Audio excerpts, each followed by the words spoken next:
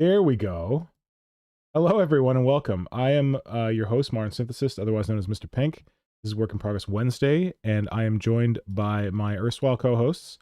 Gonna ruin everything? Yep, it's gonna ruin everything. I'm not gonna do that. Will, otherwise known as TacticalDBag. Hello, Will. Hello. Shane, otherwise known as VoicesOnSilent. Hello, Shane.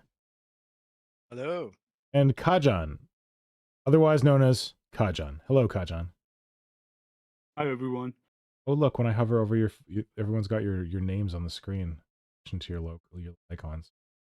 Thank you all for joining this evening, and we have a topic which was suggested by Shane, which I'm excited about. It is it came from the spawning pool, otherwise known as Backlogs update. Is that what I called it? Something like that. And we also, I want to talk a little bit about JuneStealer stuff, and then something we weren't planning on talking about. If you've been living under a rock today and you haven't gone on Instagram yet, sorry to spoil it for you, but everybody's Warhammer grandpa, John Blanche, passed away earlier this week.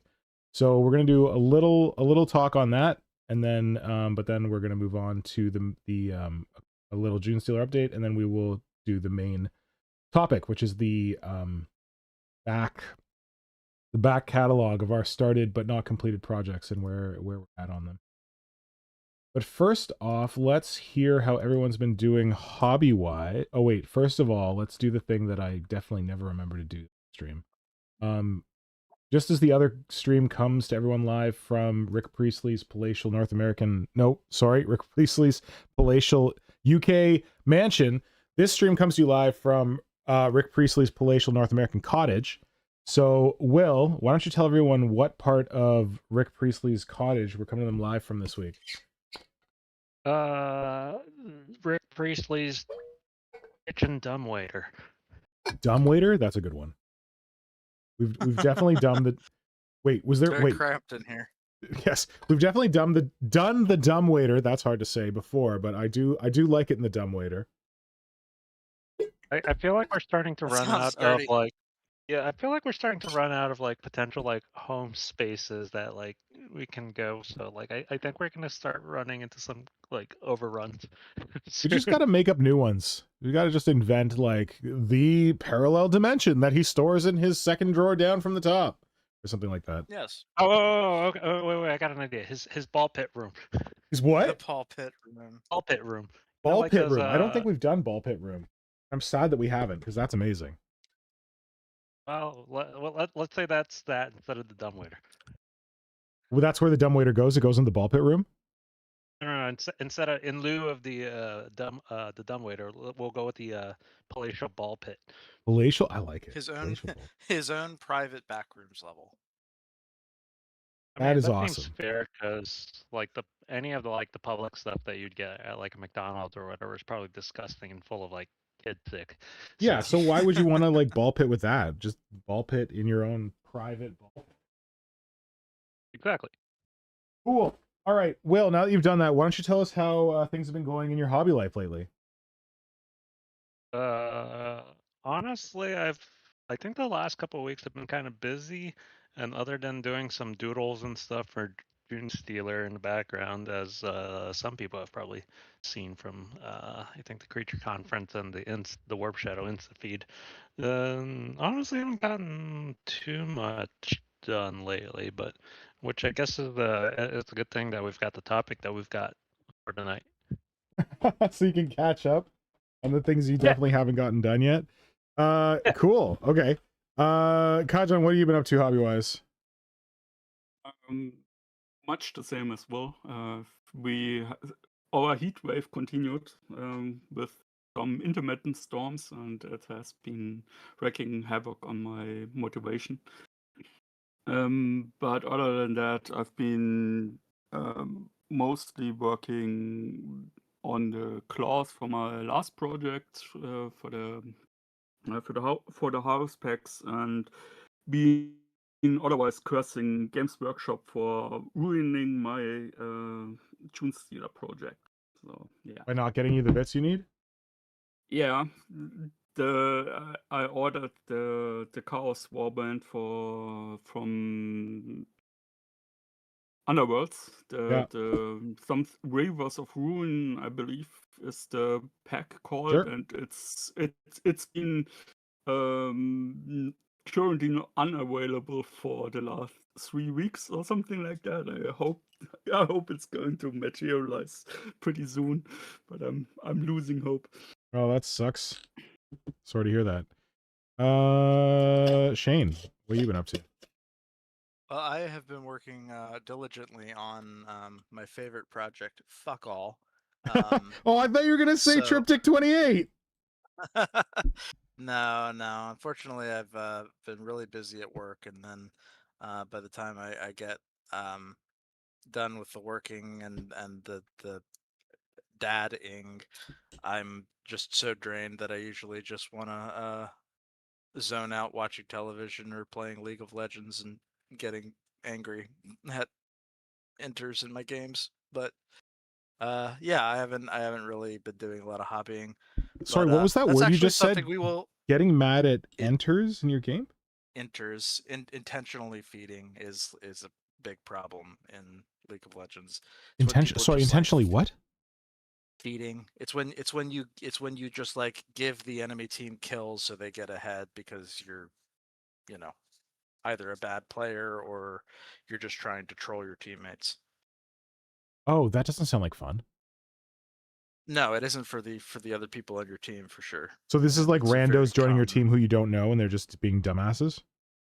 Well, when you queue for League, you just get matched with 4 other random people. Ah, gotcha. So you never know what type of mentality the players that you're playing with are going to have. Okay. That sucks. And it's like you might get the person where they die once and they're just like, you know, fuck it, I'm just gonna int my ass off because I don't want to even try anymore. Okay, that's weird. Yeah, it's League players are a different breed. This is why you For do what sure. I do and never play multiplayer games online. Yeah, I've tried to quit League so many times, and every time I just come back to it. I really should quit, but it has. It's got its high, when it's high, like when its highs are very high and its lows are very low. Okay. It also kind of depends on the type of multiplayer games that you play. Right. I still play. Yeah, that's true. I still hop on Counter-Strike source servers and Day of Defeat servers, and you find like a couple that are good, and you're usually not going to find like any griefers or particularly dumb stuff, mostly because it's like a 25-year-old game, so it's only a bunch of apparently. Every once in a while, you get in the voice chat, they're like, "Yeah, my kid's going to college." It's like, oh man, we're all getting old.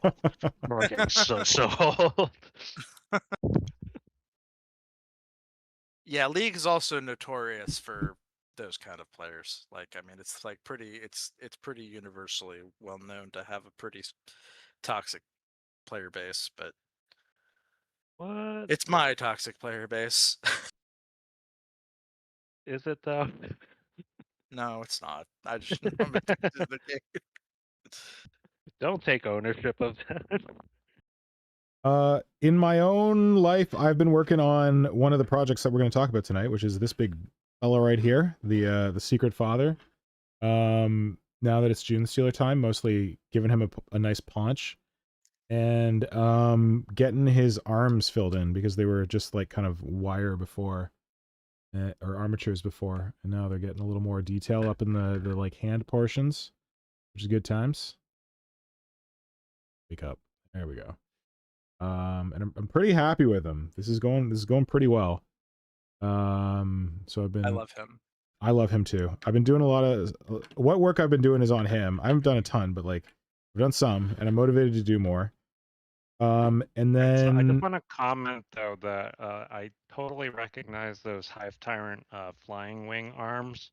And yes, I desperately wish someone would make a business of selling them pre-clipped of their wings, because I would buy a lot of them. You're saying I should buy a bunch of Hive Tyrants, pre-clip them, and sell them only to you because no one else is into it? I mean, I'm not saying that, Okay. but what I'm saying is that the several times, and like it's just such a perfectly proportioned bit, but clipping those wings and like cleaning them up is just a huge pain in the ass. So I'm just saying this is a business opportunity for anybody listening out there.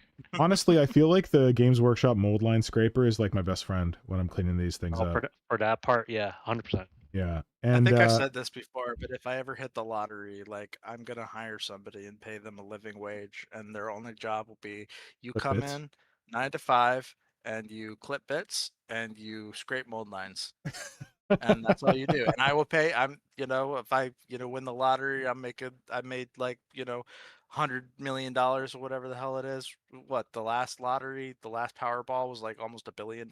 What? Say I get like 300 million, I'll be like, I'll give you $100,000 a year. All you got to do is come in 9 to 5 and scrape mold lines, Monday through Friday. That's all I you want got to to do. see like who you find who's into that.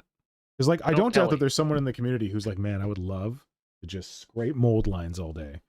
But yeah. Which person made the crappiest of the Tyranid codices? Put that person in charge. Yeah, Robin Crudis. Everyone hates Robin Crudis. Poor Robin Crudis. Anyway, He knows what he did. okay. He knows what he did. I need to thank you guys for getting me further into the Telltale games because Nora not only played she played Dispatch, she loved it, and she beat it real quick. And then she's like, what other games are there like this? I'm like, well, my guys on the stream told me that we should get like Wolf Among Us and we should get these other games. And she just like went on this Steam rabbit hole where she was just like adding 1,000 things to my library. I'm like, okay, wait, chill.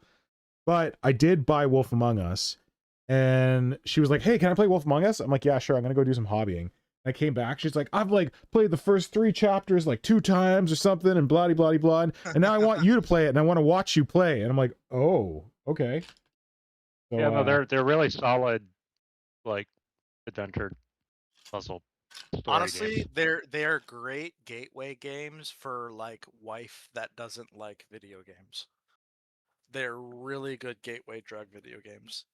Oh, if you like those games, there's it's not Telltale Games, but it's a very similar vibe.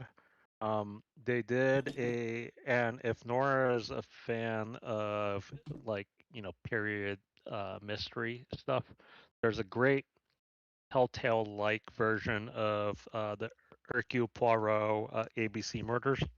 oh, Highly okay. recommend.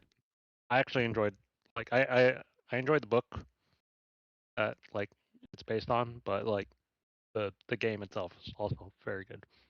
I know she's not really into mysteries, but the fact that she's into these games might be a gateway drug to looking into something like that. I mean, they're all puzzle and mystery solving. Yeah. You pick up clues, so like they all kind of like fit the same scheme of things. So like, if you want something a little bit more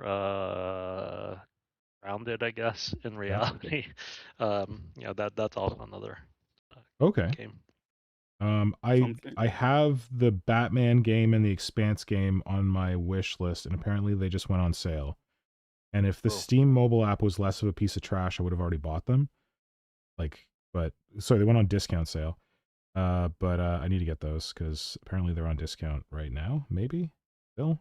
The first Batman game is fantastic.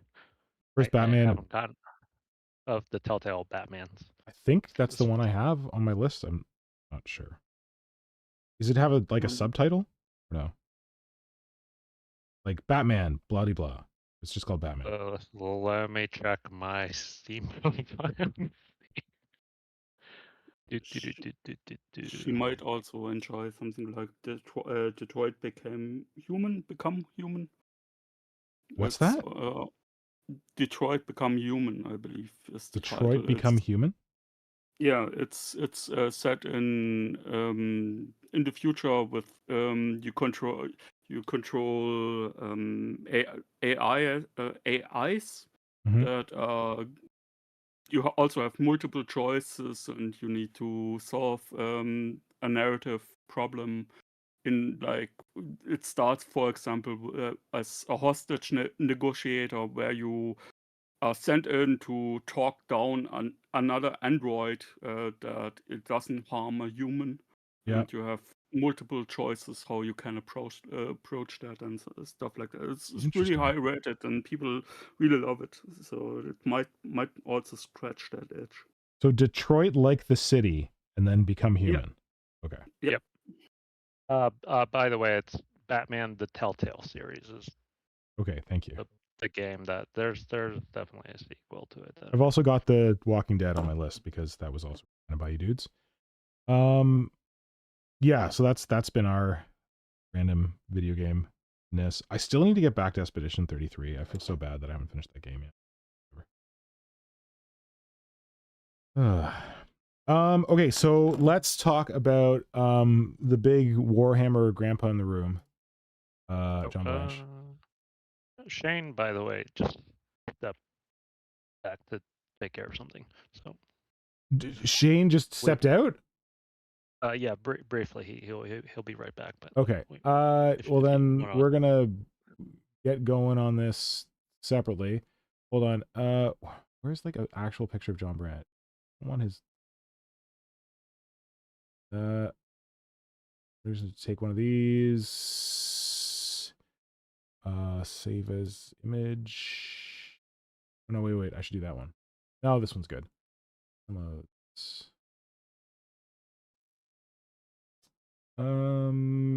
I'll get this set up for when Shane's back.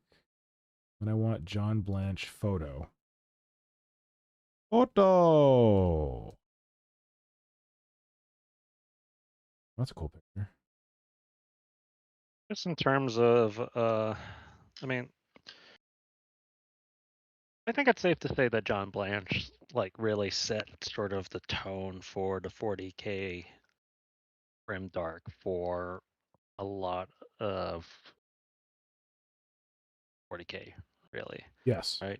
I would agree. I know like not everyone's like the biggest. I know you're not the biggest fan, or like not like the number one fan. Like you, like I think we all appreciate the impact and how much of an influence he had in the overall aesthetic of 40K.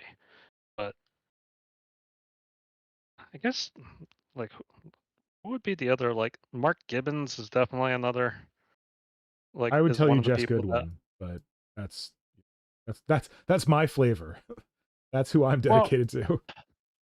I mean, I love Jess Goodwin, especially insofar as like his artistic direction for I mean Tyranids really, and like Eldar and stuff. But how much of his artwork made it to the like Odysseys and You're right. rulebook and stuff? His artwork is typically like concept artwork. That Right. It's like 2D kind of pencil-y. Like this is how we're gonna design these things. Here's how we're gonna like lay this out there. Whereas John Blanche's stuff is way more like Well, John Blanche did like atmospheric. illustrations for it, right? Like, yeah, he kind of like set the tone, whereas, yeah, like Just Goodwin's stuff was largely just a conceptual model design and stuff. Yeah, it could be like you could call Jess Goodwin's stuff more like a draftsman kind of thing, and John Blanche's stuff more like a painter kind of thing. That makes sense. Like, I mean, I was always partial to Mark Gibbons because he, like, especially in second edition, they had those giant full page illustrations, like that Hive Tyrant ink illustration in the second edition codex, like that inspired me so much. It drew me in so much, even Also, with all of the, in case you forget, Mark Gibbons, friend of the channel, friend of the stream. We interviewed him that one time. Oh yeah, you did. We did. You were on it, weren't you? Yeah, you were on the stream. Weren't we all on it? Was I? I might have we like all were there. I might have just like blacked out and just like Been too starstruck. It was the 100th creature really conference. Down to earth. Yeah, he was super down to earth. On Facebook. Like, but yeah, like though Mark Gibbons' giant full page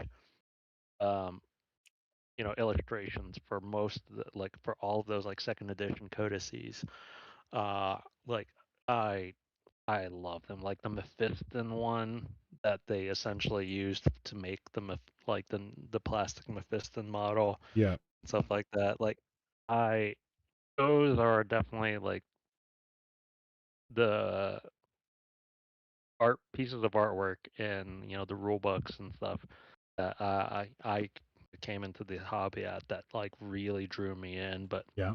I mean, just littered throughout every single rule book, you have John Blanche's stuff, just really just setting such a wonderful tone, Yeah.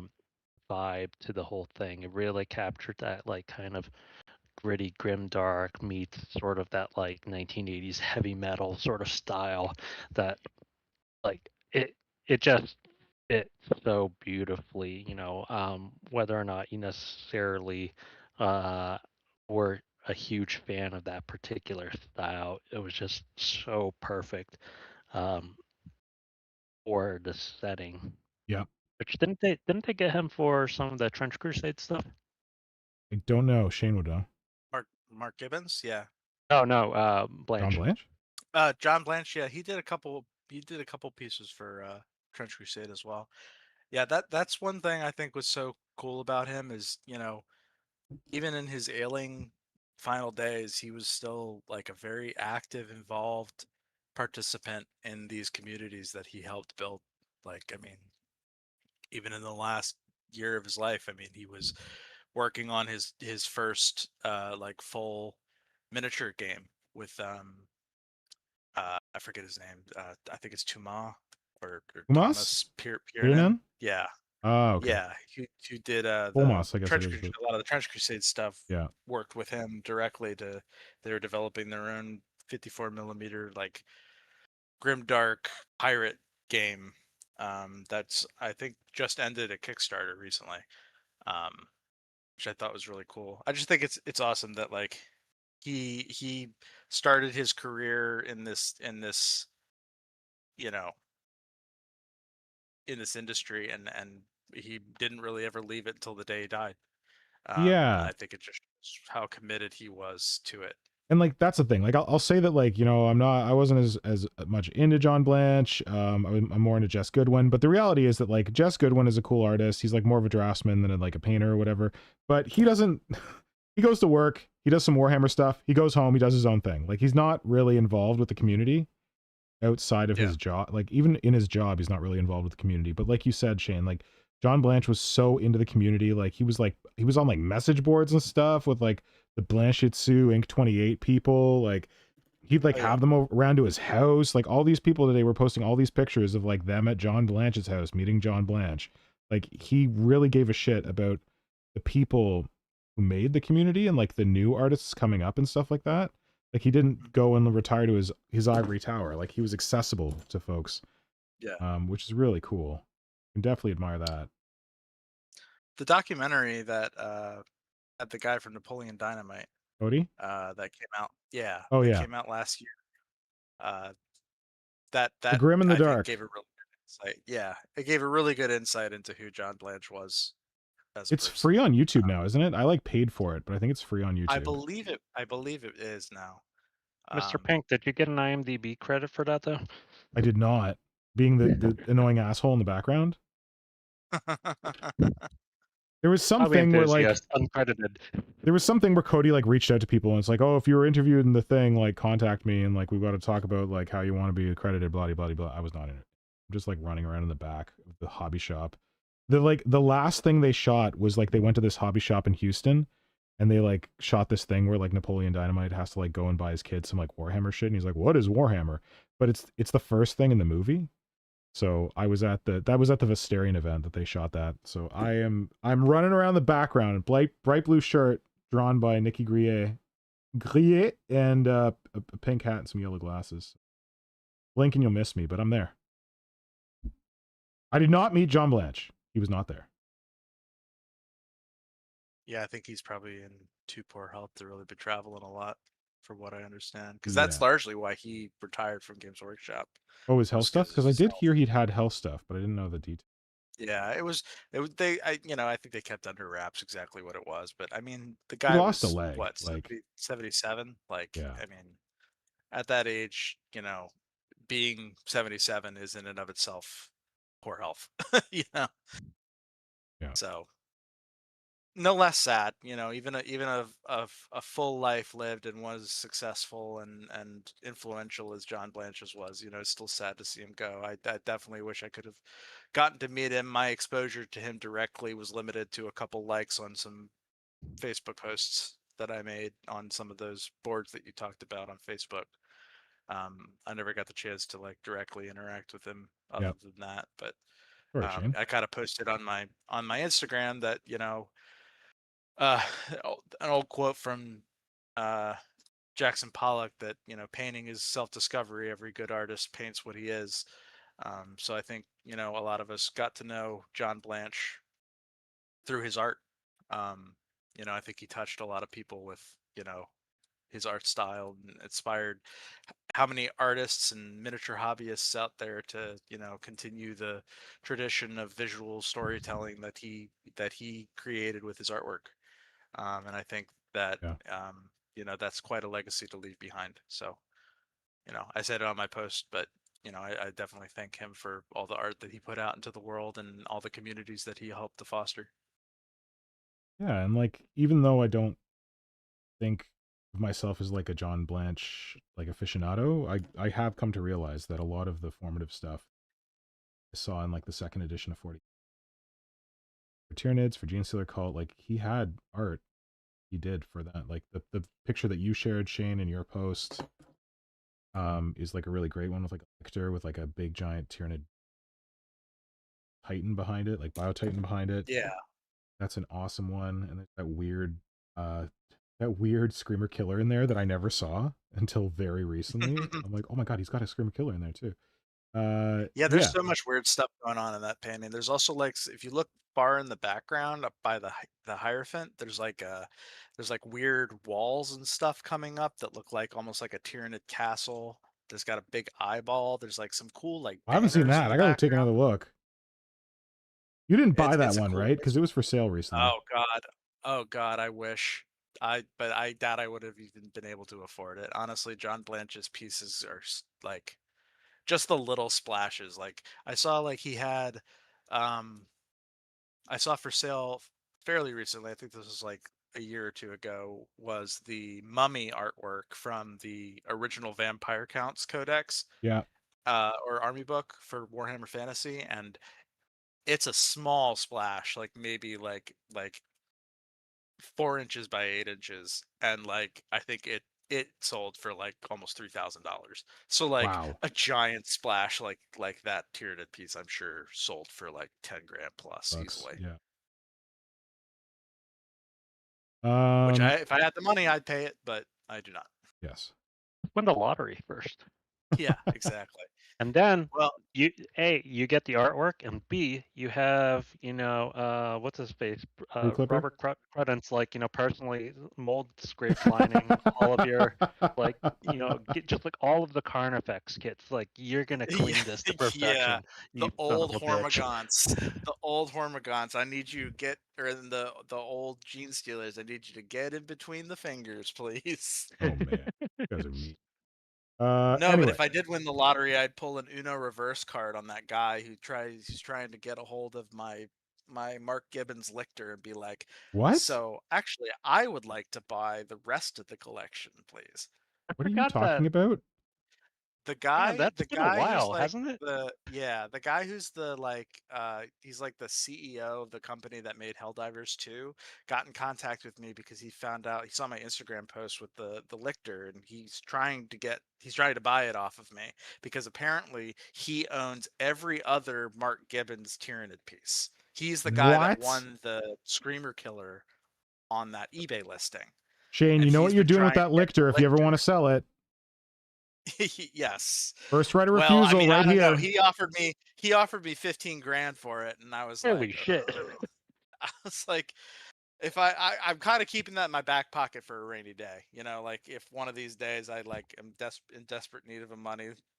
Oh like, man, so he's got that treatment money or something. Like, Shane, you come to me. My back pocket. You're in desperate need of that money. You come to me. You tell me what he offered you. We'll make a deal. So that means that he's got the OG Tyrant Yeah. artwork. Yeah, Oh, he sent me pictures of it. He does. He has the original is Tyrant. that He has the got Termagant. He has the he doesn't own all the Genestealer cult stuff, but he does own all the Tyranid Codex. He has the Gargoyle. How much He cool has shit does one person need? the yes? Malefactor. Which sadly I had a chance to get both the Malefactor and the Gargoyle, but I didn't have the money at the time. It was always kind of one of those things where, like, I'll hit him back up again eventually. You know, surely it won't sell. Well, looks like that one guy went through and cleared him out of all the other Tyranid stuff. So fortunately, I mean, missed my like, chance on that. sucks that there's that guy, but you and I kind of did that with Roberto, right? That's very true. Yeah. Okay, so yeah, anything else that anyone wanted to say about John? Just, you know, I yeah, I think we said everything we need to say. Just like, you know, my The heart goes dude out was to a his friend and family, and you know, his legacy is you know going to be timeless in this hobby. I mean, no there's no way we can talk up the influence that he had on Warhammer any more than is self-evident by, you know, just my Insta looking feed was looking at just any piece of, you know, just go look at that trailer that they dropped recently for the new edition of 40K, and there it is. There's John Blanche. Sorry, Will, what were you saying? my Insta feed was entirely just homages and just, you know, people talking about how much of an influence John was to them. So I think, you know, that, and like all the people who had the pleasure of meeting him, you know, the stories were just everybody had the exact same thing to say. So, you know, I think I feel like his legacy is pretty self explanatory. So I hope his family gets to see those posts. Like, I do just, too. I I don't actually know. saw on the main Reddit post, I think his son was responding to a lot of the replies on the Cool. Reddit post. So I'm sure it'll get around that you know, he can't be unaware of how much of an influence that John had and how Yeah. many people cared about him and then his work. Yeah. Cool. Next thing I was hoping to talk about was a little bit of JuneStealer stuff, because last week we did we got started on JuneStealer. Woo, thanks. And Hydra walked us through some of the art that he had created for JuneStealer, and I wanted to get Will to do a little something similar because he also created more art for JuneStealer. So Will definitely created the logo for JuneStealer, which, where the heck did I put it? This lovely little worm form thing here. And then Hydra did a little bit of ink work. Hydra's ink work and coloring for that is just fantastic. Knocked it out of the park as far as I'm concerned. You both knocked it out of the park. You did your design and everyone was like, holy shit, that's the coolest thing ever. And then Hydra did his artwork, his ink work, and people were like, holy shit, that's the coolest thing ever. So together, you guys made the coolest thing ever. But you didn't stop there. Not only did you make this cool logo, you also, I had a crazy idea to do some little, I was calling, I don't know, character sketches. The idea is to have little bits that can inspire people to convert different things. Like if they're like, I don't know where to start with, like making like JuneStealer kill team people, what should I do? This was inspired by Chaos Coolest and Mama Negan's Kit Bashember 1,000 years ago, where they would have like a prompt every 3 days and you were supposed to like convert up a different member of the kill team, and then the prompts could lead you through it. So something kind of like that, not quite as regimented as theirs, but the first one has already been posted to Warp Shadow. It was an Enforcer, and this is a drawing that Will did. And he did a couple of other ones, which if you don't want spoilers, maybe tune out now, but I'm going to give you the kind of like the rough sketches that Will sent through just so you can see them. But Will, why don't you like say a couple words about like your Enforcer design and like actually, you know what, I'm going to get this out of you. This is not how you design. you don't love that I did this weird reverse. This is the original sketch. Oh my god, it's huge. That you sent through for the Enforcer. The original pencil drawing. So why don't you tell us about it? Well, you gave me that nice prompt of just like a couple of the different sort of archetype kind of stuff Yep. for cults and stuff, and since the theme of this year's JuneStealer is cults and mutations and stuff, try to lean into. I mean, the models that we have right now are like, I mean, the acolytes and the neophytes especially. Other than, I mean, was it the acolytes that are a little bit more mutated and tend to have like the third arms and stuff like that, right? Yep. There's not a lot of like mutations, but at least insofar as I was kind of thinking it through, you want to see some of the mutations, not just like, the baldness and like, the little like kind of cranial forehead ridges and stuff like that. And I kind of wanted, I always just like big beefy dudes, right? Dude, Like I'm with you. thinking, when one of the prompts was like an enforcer, it's like, well, I need like a big, just jack bouncer looking dude. I was scrolling through the pictures and like the models of the Genestealer kits, and I saw that one dude that has this power maul, and I was like, oh yeah, somebody like kind of like a baseball bat, just like just intimidatingly, kind of holding there, and just like big dude with a baseball bat, your 40K sci-fi equivalent of a baseball bat, kind of coming up to you, and it was like, you need to pay protection money or whatever the hell they need to send it to. That was essentially it. And just like I just want a big beefy dude just looking intimidating. I know I tuned in a little bit to the creature conference. You guys were talking a little bit about it.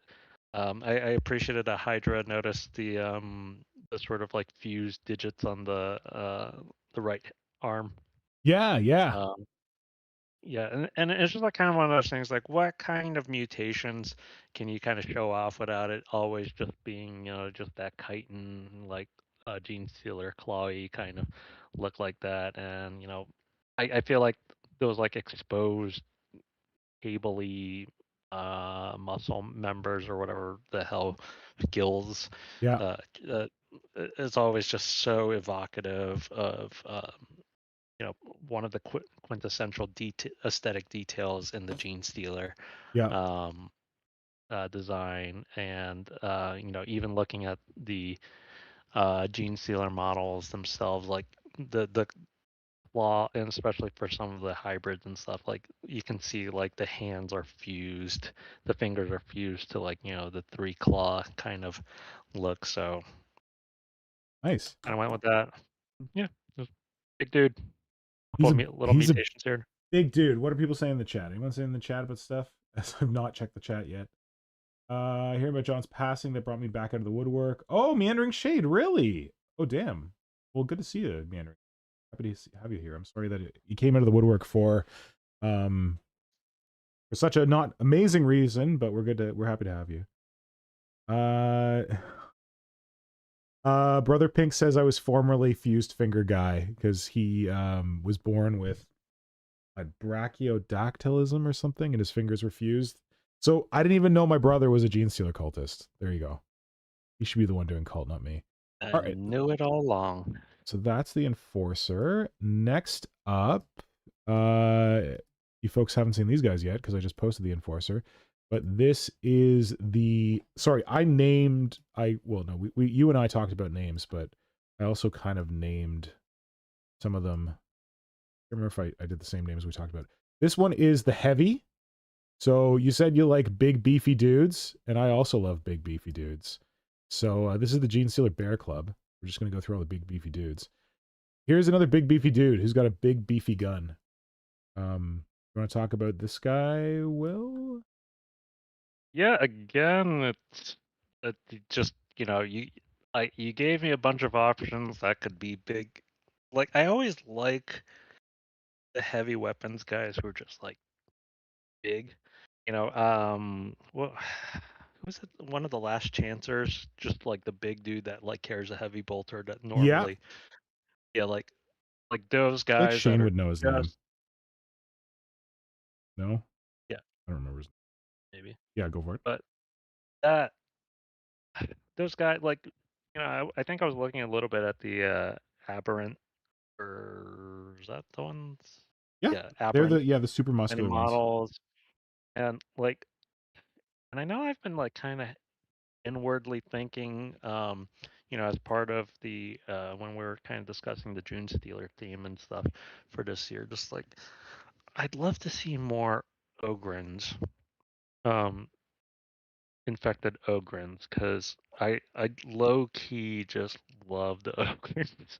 Just Ogrin designs are such like a weird, goofy, sort of cartoony, depending on like who's doing the artwork, kind of abhuman set of characters, and I just want to see more of them. And I think we've had discussions in the Discord, but just like we're kind of just the normal GeneStealer cult stuff tends to be a little bit kind of played out. Yeah, It's kind of I think we're all kind of curious to see different directions with it. So like the fact that you have these large aberrant models, and you have Ogrins that exist within the same, world. It's like, why don't you mix the two of them together?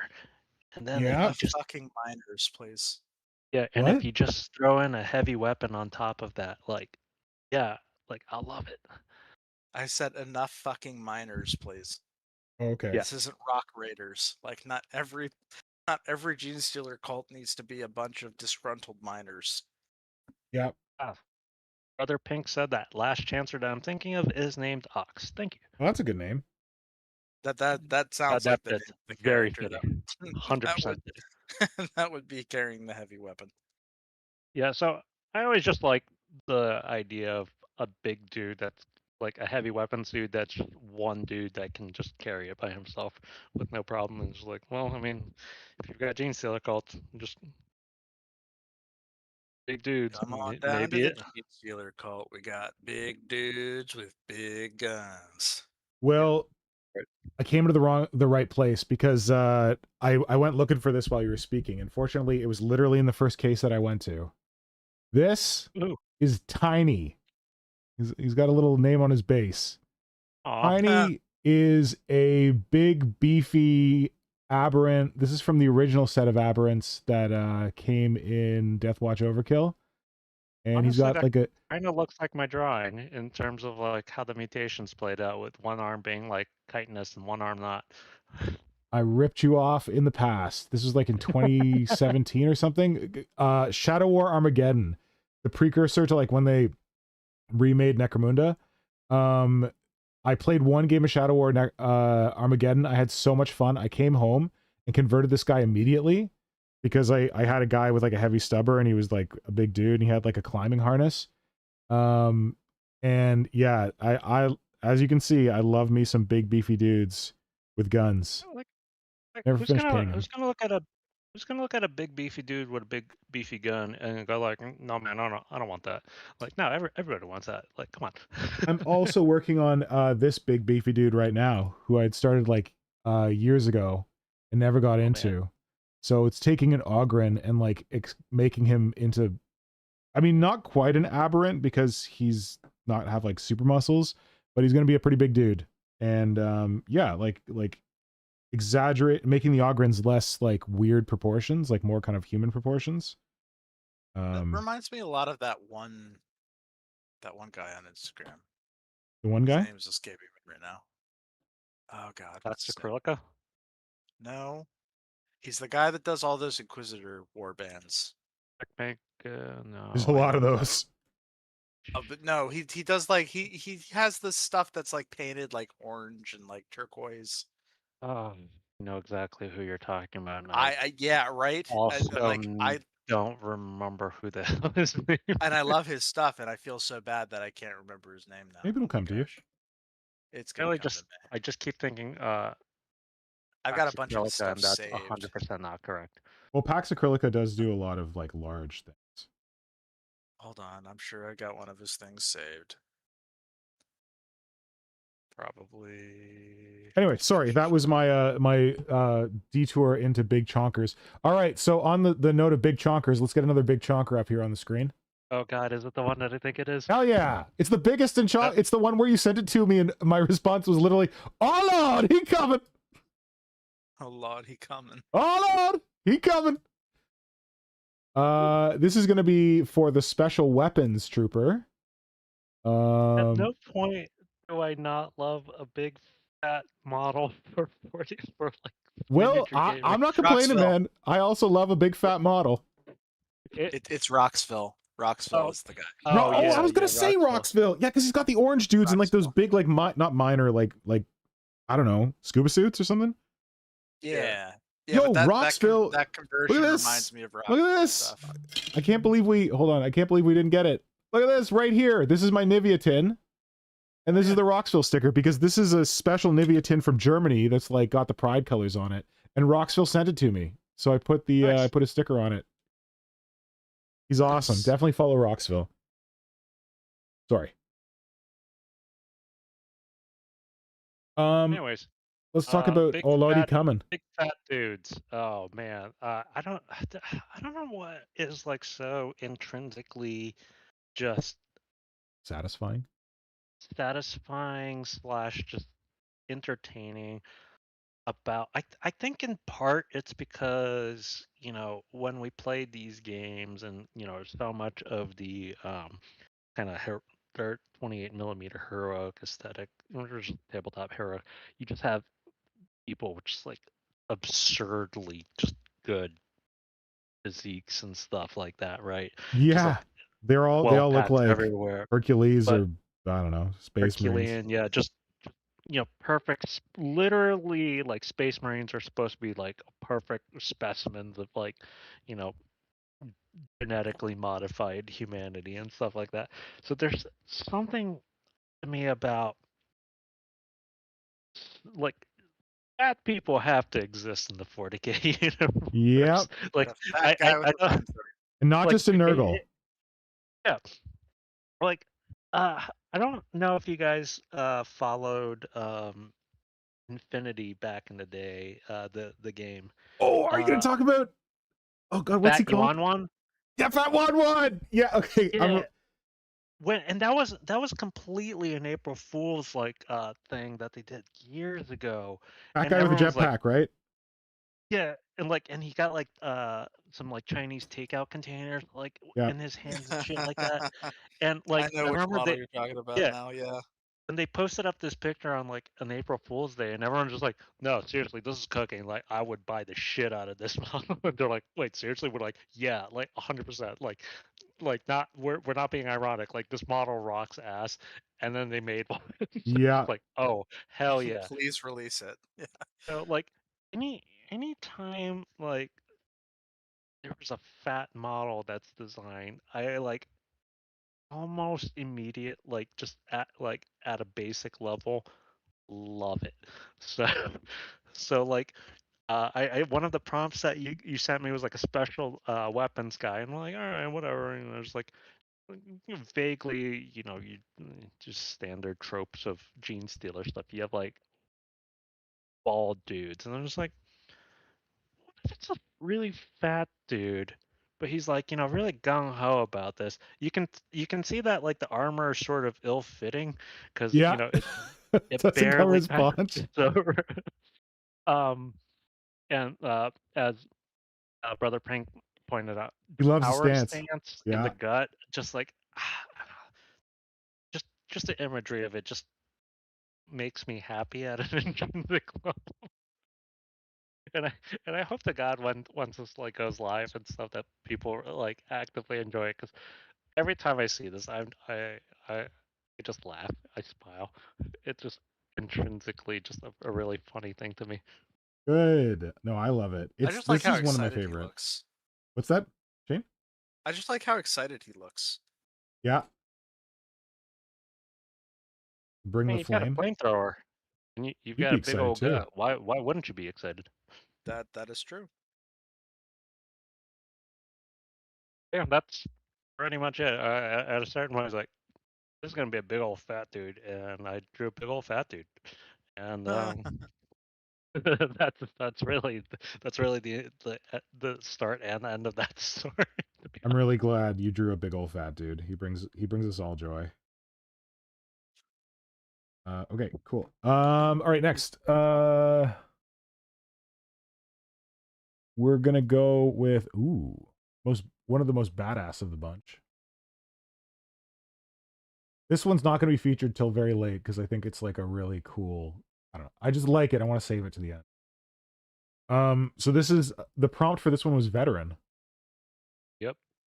And I think you did an amazing job of producing someone who looks super grizzled. Yeah, that was essentially the mindset. Just like, I mean, what represents grizzled in the 40K universe? Yeah. Just Bionic Eye. Art. Oh, that's not even a bionic No, eye. I know. That's just like, but bionics, scarred, like, large scars, like that sort of like eye that's sort of dead, right? From that scar, clearly from that scar, just patchwork stuff, scrapes all over the place. Yeah, no, it's just trying to evoke that idea that this dude has seen some shit, over time. Yeah. Was the overall goal. Sweet. Shane and Kajan, you guys like jump in anytime if you want it. Stuff or chat. Let us know what you think about these. This is all great, but like I mean I'm always telling Will how much I love his artwork, so he knows how I feel. You know how I feel. Heart emoji. Yeah, and I can but agree with the big chunky dudes and stuff like that. Nice. Which is also one of the reasons why I wanted the Weavers of Ruin box I talked about earlier. We got a chunky dude. Yeah, because they have Nurgle models in there, and I want to do the big gunner guy as a big fella with a really big gun. Yep. Basically, everything you guys been talking about. Okay. So Will, you mentioned like your love for big chunky models. Do you have like a mental list of some big chunky models that aren't Nurgle that have been produced? Oh, that Games aren't Workshop? Nurgle. It's mostly Nurgle. Oh. Isn't there like one Necromunda like dude that's kind of like fat? Slopper? Like got like Oh, a there's that like tray. weird butcher dude. Yeah. That Yeah. The corpse guild guy. yeah. The one big corpse guild guy with the crown and the big whip, Oh, I don't metal remember whip him. thing. Oh, he's cool. He's a cool model. Yeah, they just really kind of don't go for a lot of fat guys, corpulent people, other than like within the Nurgle faction, which I always Or find. ogres, but they're ogres. Yeah, Yeah. they're weird. Which is really funny to me because I think I got so tired of that sort of fat, pustule covered aesthetic for Nurgle because I think it's a little bit played out. Yes. That like I've been like like one of my sort of side projects that I've been kind of doing on my own thing that just for my own sort of fun has been to like try to redesign non-traditional variations of the chaos deities and the monsters and stuff and the demons and stuff just because most of the chaos factions are supposed to be a little bit more manifold, right? Like each of the chaos gods are they're not just singular in what they represent, right? Yeah. And the GW aesthetics tend to be very much singular focused on one particular feature. So I've always wanted to do like the other kind of aspect of decay where it's just like sort of a witheringness, Yeah. right? So like I've always had this like idea of this greater demon of famine that Huh? I think would be really cool, which is really funny that in so many other contexts, I love making a big fat dude, and you're going specifically going the exact opposite way. Yeah. Gotcha. I need to get back on that, like That's really cool. doodling some of those ideas. I posted a bunch on the in the Discord over the years that I'm pretty sure y'all have seen by now, but which if y'all join in the Discord, you can see all the weird shit that weird Yeah, art shit that I post. Will I posts a post lot that. of really good shit in our concept sketch subthread, whatever channel. Yeah, I feel like I should name that one anytime- after you, because Shane's got the meme channel. I feel like we should name the concept sketch. I'm probably the most prolific in that channel. To be honest. Will, have you posted the dapper Victorian GeneStealer that you did for me? Oh no, I didn't. I don't know that. Ooh, I That probably piece is sent. great. That's like I have that like framed in my room. I love that. I Cool. love nice. that piece. I want to see Great. it. I'll post it up later, and if I can find. I think Shane might be You able to sent me find the it. digital. You sent me the digital version. I took a picture of it. Like I don't have a scanner, so like any picture that I send to people online is just me taking a really shitty cell phone picture. Probably just like go through our chat messages, honestly. Yeah, I think that was like 3-4 years ago. Yeah, that was a while back actually. Well, if I look up Bloodborne, because that was the. Let's see. Okay. Oh, and there's one more. So that was the veteran, and Will was only going to do 4, and then he posted something else in the Discord, and I was like, "This is too cool. We got to use this." He doesn't even know what I'm going to call it. So this was. I don't think I had an idea of what I was going to call it. You have an idea of what you were going to call it? No, I don't. I don't think I did. So I was like, oh yeah, this could be like the assassin. And then like I realized, oh crap, Hydra chose assassin for one of his prompts.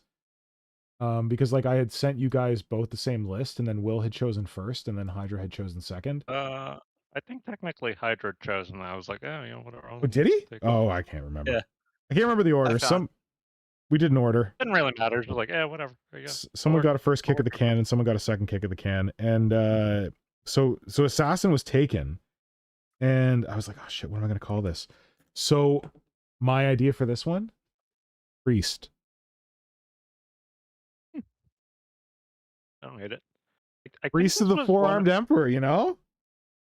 I think this was one of my, like, I got bored at work, or I got distracted at work, and I was doodling something, and I think that was one of the things where, because again, I love the theme for this year. I think it worked really.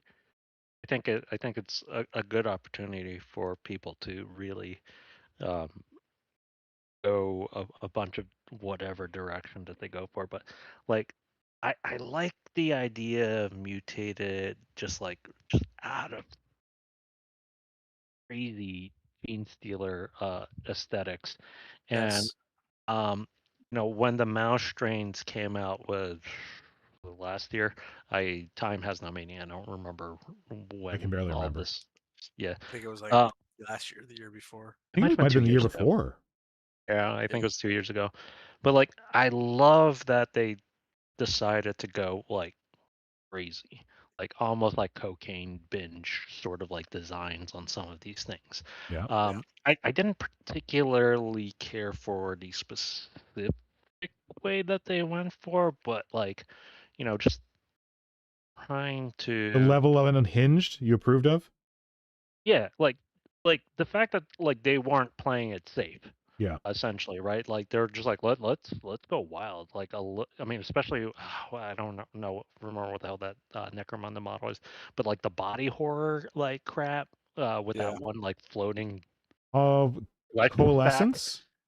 yeah, or something like that. Like Coalescence. like I think it's such a brilliant move and such a like a great way to you know, especially if someone wants to have a unique take on the Genestealer aesthetic, which again plays fantastically to this month's this year's Genestealer prompt. Yep. But you know, I've just been really digging into like different ways you could take that Genestealer design aesthetic that Games Workshop have, and like what ways you can really just corrupt, pervert it in different ways that's not just like weirdly kind of gangly and postually and just weirdly spiky. And Yeah. I was talking with a friend of mine, like I think he mentioned like a big old jaw, like just really weird, crazy distended jaw, and I'm like, oh yeah, I can work with that. I love mandibles, like kind of a split jawline for just generally. So I was like, yeah, Well, if you like doing weird Tyranids, I can throw commissions at you because that's I'm all about that That's life. him every day, all day. Every day, all day. I have my set of Nikki drawings, and then I'll have my set of Will drawings, and then I'll start a million projects that I'll never finish based on both of them. Hey, segue! Let's talk about the theme for the stream. That was perfect. One moment. We have a question in chat. Yeah. If do we need to paint entries? No, For Genestealer? absolutely not. If you're participating in Genestealer, you do not need to paint entries because we don't paint entries. So why would we make you paint entries? I haven't painted a model in like 4 years. I haven't painted a model in more than a year. Yeah, me neither. Because the last time I tried to paint a model, It went horribly wrong. It went horribly wrong. And you were like, you sit in the corner and think about what you've done to the model, and then you just It's never still picked it up there. again. It's still Yeah. there in that tub, sitting there, thinking about what it's done. Okay, Yeah. so that sounds like a good segue to get to the theme for the stream. Speaking about what, Kajan? Yeah. Yeah, one moment. I also want to tell people to like, subscribe, and hit the bell to be notified. And Thank you. Perfect. And unfortunately, this is also my time for today. So I have you gotta go? drop out here. Yeah.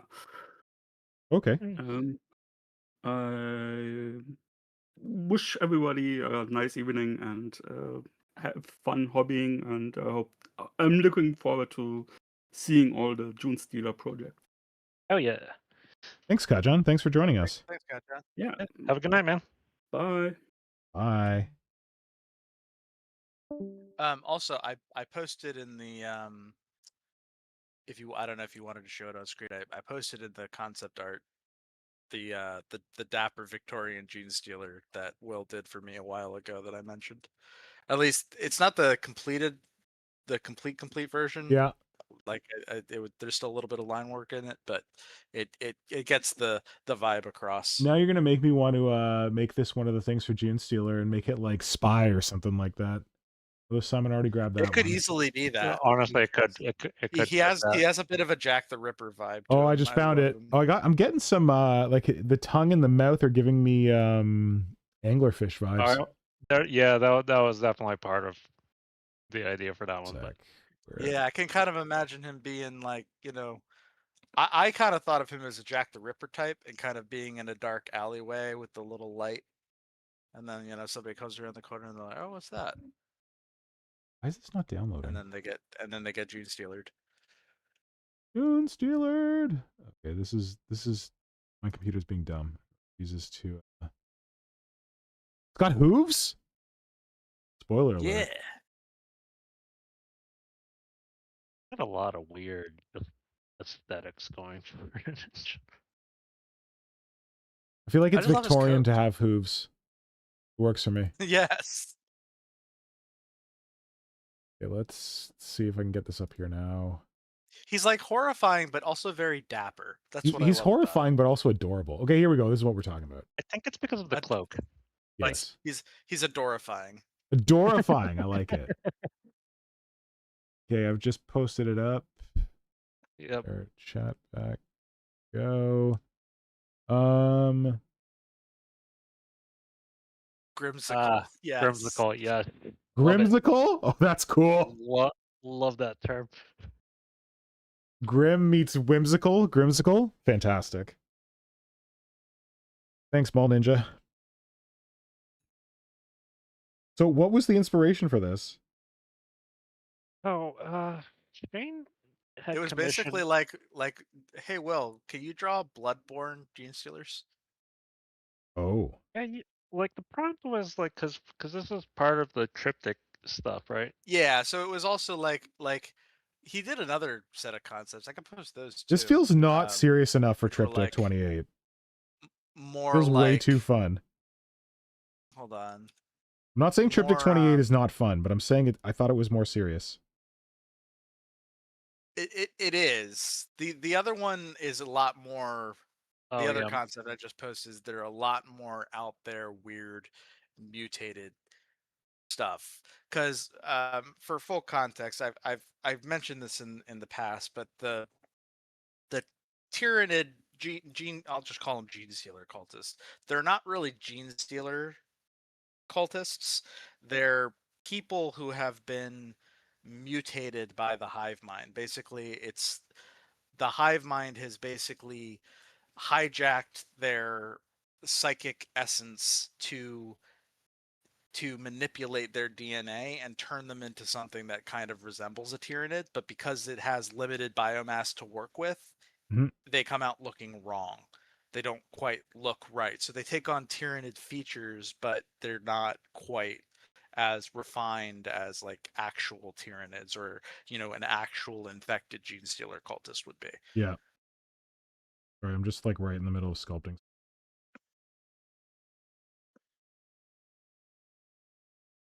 So like all of my projects that I'm going to be working on this month, and I've told myself I am going to try and finish a couple projects this month because Good. this is the perfect month to do it.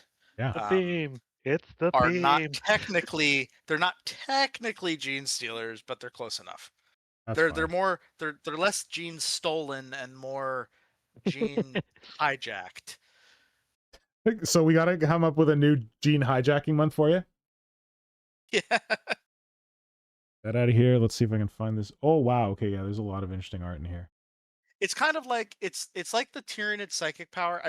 My idea was like, what if the hive mind decided to be the coup from All Tomorrows, and like took the psychic power that hyper evolved someone's brain into a bug and like turned that up to 11, where they like I'm just going to hack your soul and turn you into a Tyrannid. Yeah.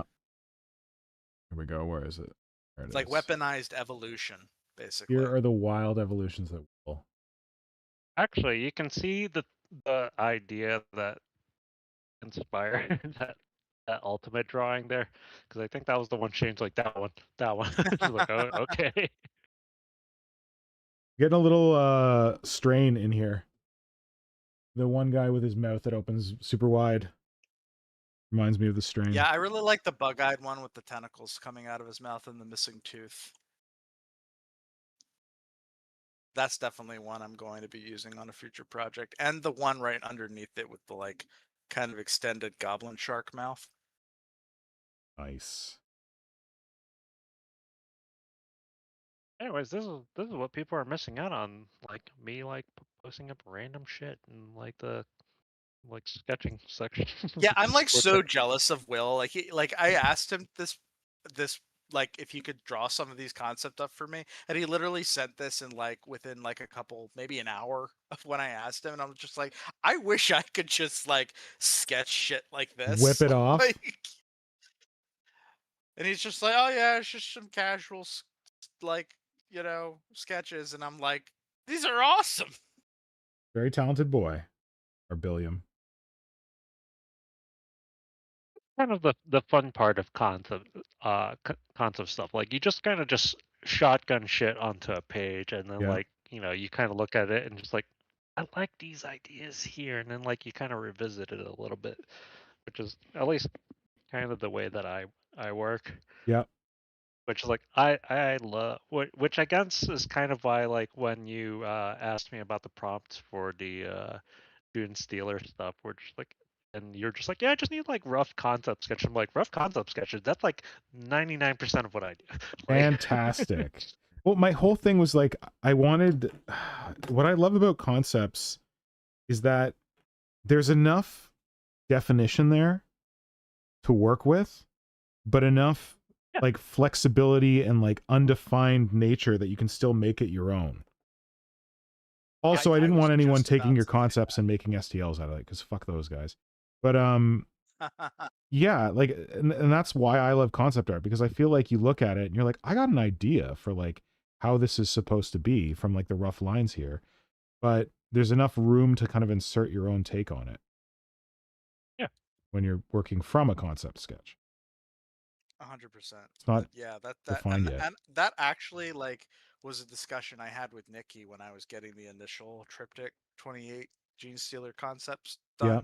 Was like, because she asked if I wanted to do like more like refined finished drawings, and I was like, honestly, I'd prefer if you just kind of go wild and just do concepts, and like we can maybe like refine some of the more rough concepts, but like honestly, I just want you to go to town. And that's what she did, and she came up with so much cool stuff that like have now, honestly, a lot of the projects I'm working on, they're not even all just like one-to-one from her concepts. Like I've got one or two that are pretty one-to-one that I'm working on, but a lot of them, they've just created this principle of like an aesthetic that is becoming a through line of all the models that I'm making for this project.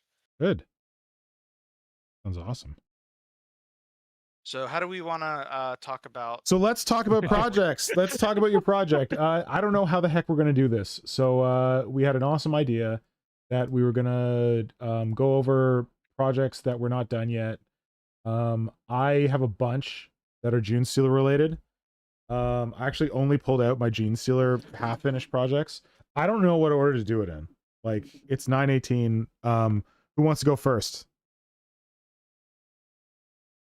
Well, I could shotgun it. Do it. Because I guess we were just talking about the trip to 28 stuff. So this is the model I'm working on like right now most actively. Let me pull up Discord so I can make sure stuff's in focus, because my camera always struggles with focus.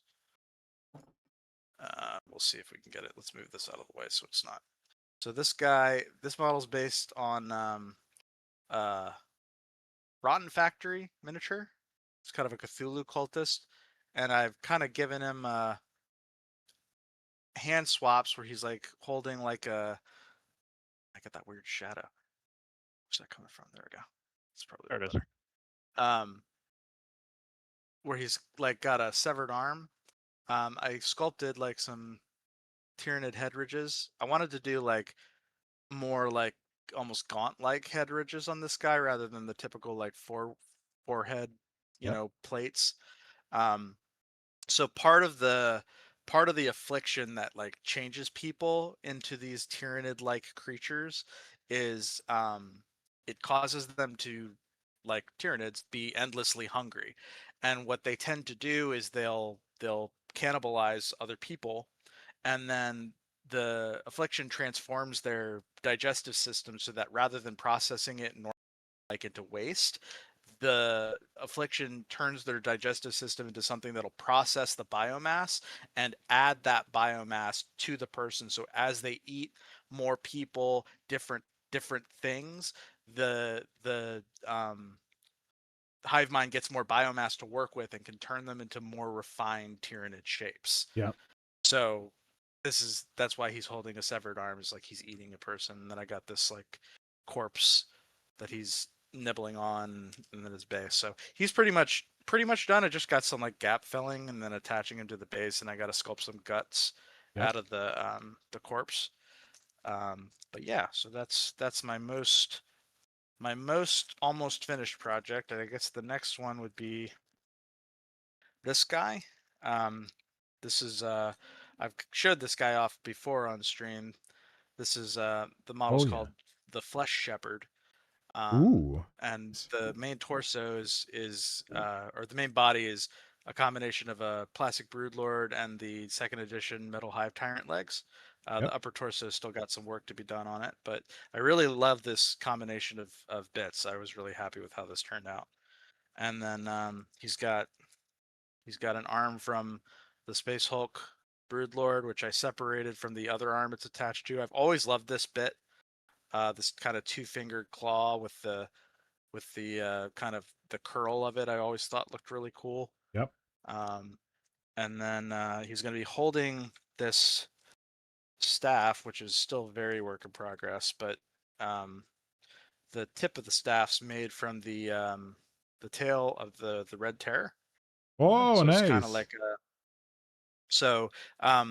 the not everybody who's been afflicted with it's called the Dream Curse is part of this religious organization, but there is a subset of the Imperial Church that has kind of adopted the affliction as like a sign of like a a holy intervention, and they're really obsessed with the moon. So I've kind of co-opted the classic Genestealer cult, the curled the worm form logo. like the Ripper logo, I guess. Yeah.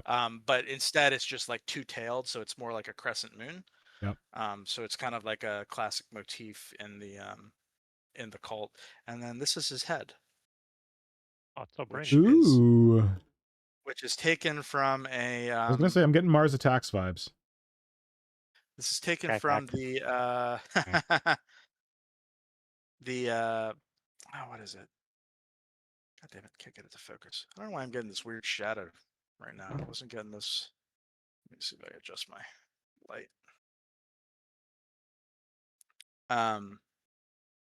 Studio McVeigh, the others, Seven Sins. So they were mostly PVC plastic garbage from Cool Mini or Not, as they are wont to do. But at Salute, way back in like I think 2017, Studio McVeigh did some resin master copies of some of the bigger models, and I managed to get a hold of a couple of them. So this is the head from the Pride Demon. I thought it looked really cool. I just kind of added some head ridges to it to make it look a little more Genestealery. But I also think it kind of has like almost like a weird in between human Tyrannid kind of look to it. Yeah, I think once it's attached to the rest of the Tyrannid stuff, I think it'll look pretty cool. Sweet. So I got him, and then I don't know what I'm gonna do with the second pair of arms yet. I'm kind of trying to figure that out. I might even forego it because I'm a believer that not every Genestealer or Tyrannid mutant needs to have multiple arms necessarily. Yep. Even like a third? I think they're I think mostly they should all have more than traditional appendages, but I also think like I don't want to be too formulaic with it in a way, Yeah.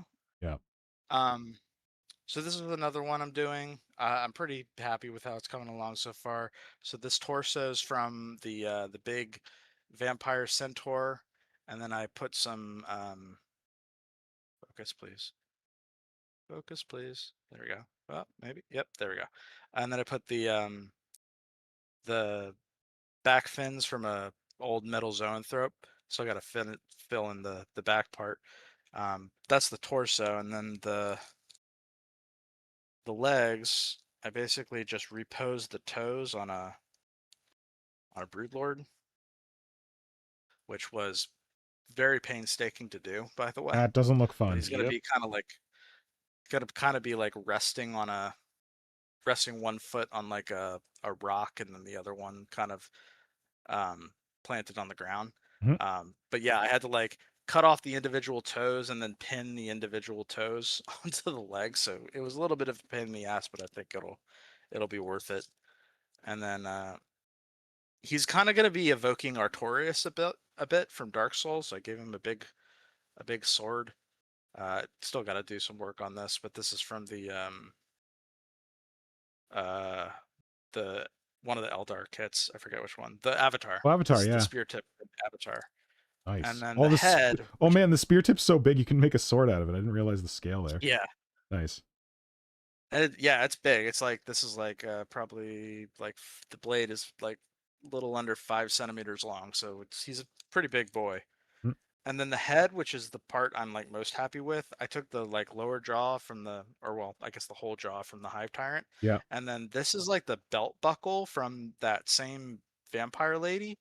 And so I'm like putting it on top of his head, and it makes a kind of cool like helmety deal. All right. Ooh. And then I'm gonna have like his hair is gonna kind of be like flowing like tentacles. Oh, nice. And then I just did some arms from the blight drones, or not blight drones, whatever they are, the big Nurgle plague flies or Oh whatever. man, those arms are so good. I really need to get some of those guys. And then the hands are from the Deathwatch Genestealers, the ones with the classic backs. Oh I managed yeah, to get the a pure whole bunch of strains. those, but their hands, yeah, the pure strains, but the those hands cool are models. great. Yeah. That's why I wanted to use them, and I actually managed to get a whole bunch of those. What? How? For pretty cheap. Yeah, I found a seller in I think France that You was didn't know selling what a they whole bunch had? of them. Yeah, and I got like I think I have like 7 or 8 of them. Amazing. So there's that guy. I haven't decided what to name him yet. I had a name in mind, but then I think I want to use that name for something else. Yeah. Cool. And then I got this guy. I'll just kind of speed run this guy. This was kind of a model that was kind of going to be based on the Dancer of the Boreal Valley. I started with this leg, which I sculpted these like armor plates Dancer on. in the Pretty Boreal happy with Valley, is that. this also like a Bloodborne Dark Souls 3. thing? Dark Okay. Souls 3. Yeah. And then I got the other leg, but I just haven't finished it yet. And then this is the beginning of the torso, which kind of just looks like a green stuffed dildo right now, but it's the Gotta it's start the beginning somewhere. So exactly. As most projects do. Don't threaten me with a good time. Oh wait, And where's then, the thing? Hi-yo! Warnings, Slaaneshi content. And then this is the one arm I've worked on. Ooh. This hand wrapping around the sword handle was such a pain in the ass. I actually went through 2 iterations of this to try and get it to work. But because I had to like clip the individual finger sections off to get it to wrap around the sword properly. Oh man. But I haven't quite decided what I'm doing with this model. This was probably one of the oldest models that I started when I started Triptych 28. So I don't quite know the direction I want to go with it yet. I don't know if I still want to go the Dancer direction or if I want to do something else. This one's mostly just a bunch of parts, but like I kind of had the idea of like taking the 3rd edition Carnifex legs. So like, you know, if you can imagine like the way the legs on this guy are, because he's not attached. And then kind of doing like the same like Beetleback style, but using the Neurotyrant kind of Beetleback. Oh yeah, that crazy mantle thing it has. Yeah, and then I was going to use this head, which I sawed off an old Chaos model from Forge World. Get it to focus. Focus, please. Focus, please. Yeah, kind of creepy, eyeless. Oh, nice. Oh, that's that spawn thing. Yeah, it's one of the heads from the spawn. I got the other 2 heads as well. I'm gonna use those for something else eventually. Really cool model. But yeah, this was kind of gonna be my beefy chunky boy. Mm-hmm. kind of almost like a little mini psychic Carnifex type deal. Ooh. Like a Carnifex. Remember when we thought that was coming? Remember all those rumors about the Tyranids, and there was like a One day. Neurofex and Yeah, or Psychofex would be cool. I think people just misunderstood the giant head on the Screamer kit. I think you're probably right. Oh, I got this guy. I forgot about this one. And keep in mind, these are only my like Tyranid projects. Yes, Like, I'm only going to be showing my GeneStealer ones. so this one is pretty far along actually, and this one's pretty directly based on a piece of Nikki concept art. I'll post the particular one in the chat later. But this is like the body, and then it's based on the Red Terror, and then these little tail sections are from one of the Vampire Counts kit, and then the what's it called, the Parasite Amortrex tail. So the kind of body type I'm going for is kind of like this kind of creeping like big cat jaguar kind of vibe. Ooh. So it's gonna have like these like long arms from the Dustmite Hellamites and kind of be like creeping low on the ground. So I got that one, and then I got oh, this guy, the one-winged angel character. Oh, say what? Yeah. So I you got Sephiroth the- theme. Yep, pretty much. And then it's the he's basically going to be using the I forget what this is, the navigator model. Oh, nice. And then he's going to be holding like a sword in one hand, and then the other arm is going to be like this big Parasite Amortrex wing. Hot. And he's kind of going to be standing on a, on a tactical rock or something. Hey, vampire vibes. Yeah. 'Cause there's that one Games Workshop model, right, where it's got like one arm is like a vampire. Yeah, thing? that's actually part of the inspiration for the model. And then And he's going to Karstein or have something? I like have no this, idea. he's going to have a like a sickle, because I thought it kind of evokes like the crescent moon thing that I was going for as well. And that's it for like the Triptych 28 stuff I'm working on. I mean, I got a bunch of other ones, but they're kind of just like I've bought the models for them and I haven't really done anything with them yet. Yeah. But then just to briefly touch on, because it's tangentially related, the Tyranid. Which stuff ones I'm do you want to working on. finish? You said that there was stuff you wanted to finish for JuneStealer. Is Oh, there of these For JuneStealer, I want to finish this guy. I want to finish the one-winged angel. I want to finish, of course, Mr. Eating the Arm guy, and I'm trying not to be too ambitious. Yeah. But I would also like to try and finish the Flesh Shepherd. So those three are kind of my goal, because I think they're the most far along, and they mostly like this guy just needs a little gap filling. This guy mostly just needs the parts to be glued together and then gap filled, and then I think actually the most time consuming part on him is probably going to be figuring out the base, because I feel like he needs to be elevated to kind of, give the full effect. And then this guy's mostly just figuring out the lower arms and then gap filling. But yeah. Cool. So those are my goals. Minimally, I want to at least get him and one other one done, but we'll see how that goes. We all know me, because this is a good example of of the rate at which I get projects done. Is the Talent Horror. Still Oh, the sitting, Talent Horror, yeah. And unfocused. There we go. Were you working on a dominatrix, or did I imagine that? No, you're not imagining that. That project has been ongoing since 2010, when I bought the base model at the last Games Day in Baltimore. Oh, geez. And yeah, here is that, because I did pull that out. Man. Yep, there it is. I remember us so talking about far. it. Yep. So it's getting there. Listen, if I've people got weren't a lot paying of me to the make them base- DOMs, I'd never finish them, so. Yeah, it's got a lot of the base work done. It's just got a lot more deep. Honestly, a lot of like the construction, like the structure of the model's done. Mhm. I just kind of gotta fill in a lot of the details and like find the will to do it.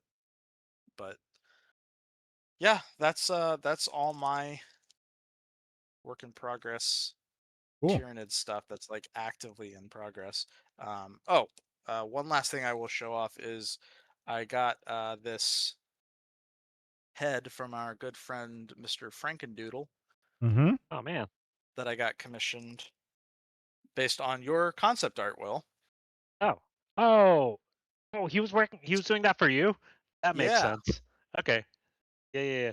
I saw him post that one. I'm like, hey, this seems familiar.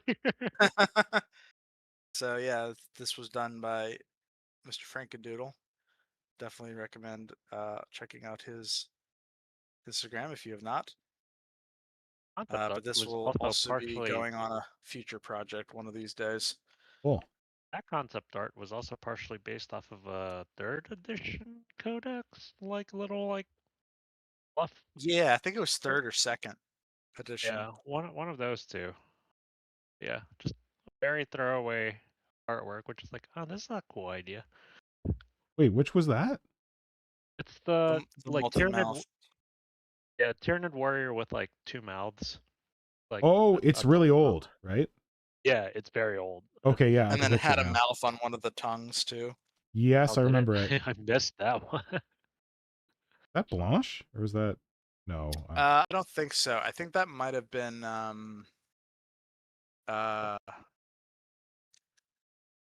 shoot. I know who it wasn't is. Bedford, but No, it was I know the name. Well, I don't know the name. I know the artist. I can't remember his name. I have Okay. a piece by him. It's Adrian. no, not Adrian Smith. It's on the tip of my tongue. Okay. Wait. Wayne England. Wayne England. Oh, okay. Oh yeah, I can picture the style now. Matches. He had a very Clever. comic booky style. Yeah. Yep. Which I liked a lot. But anyways, I will stop monopolizing because I have literally this is like maybe a quarter of my work in progress projects. Yeah. These are just the Tyranid ones. So Let's hear from Will. I could go all night. So Thank you, some of Shane. those go.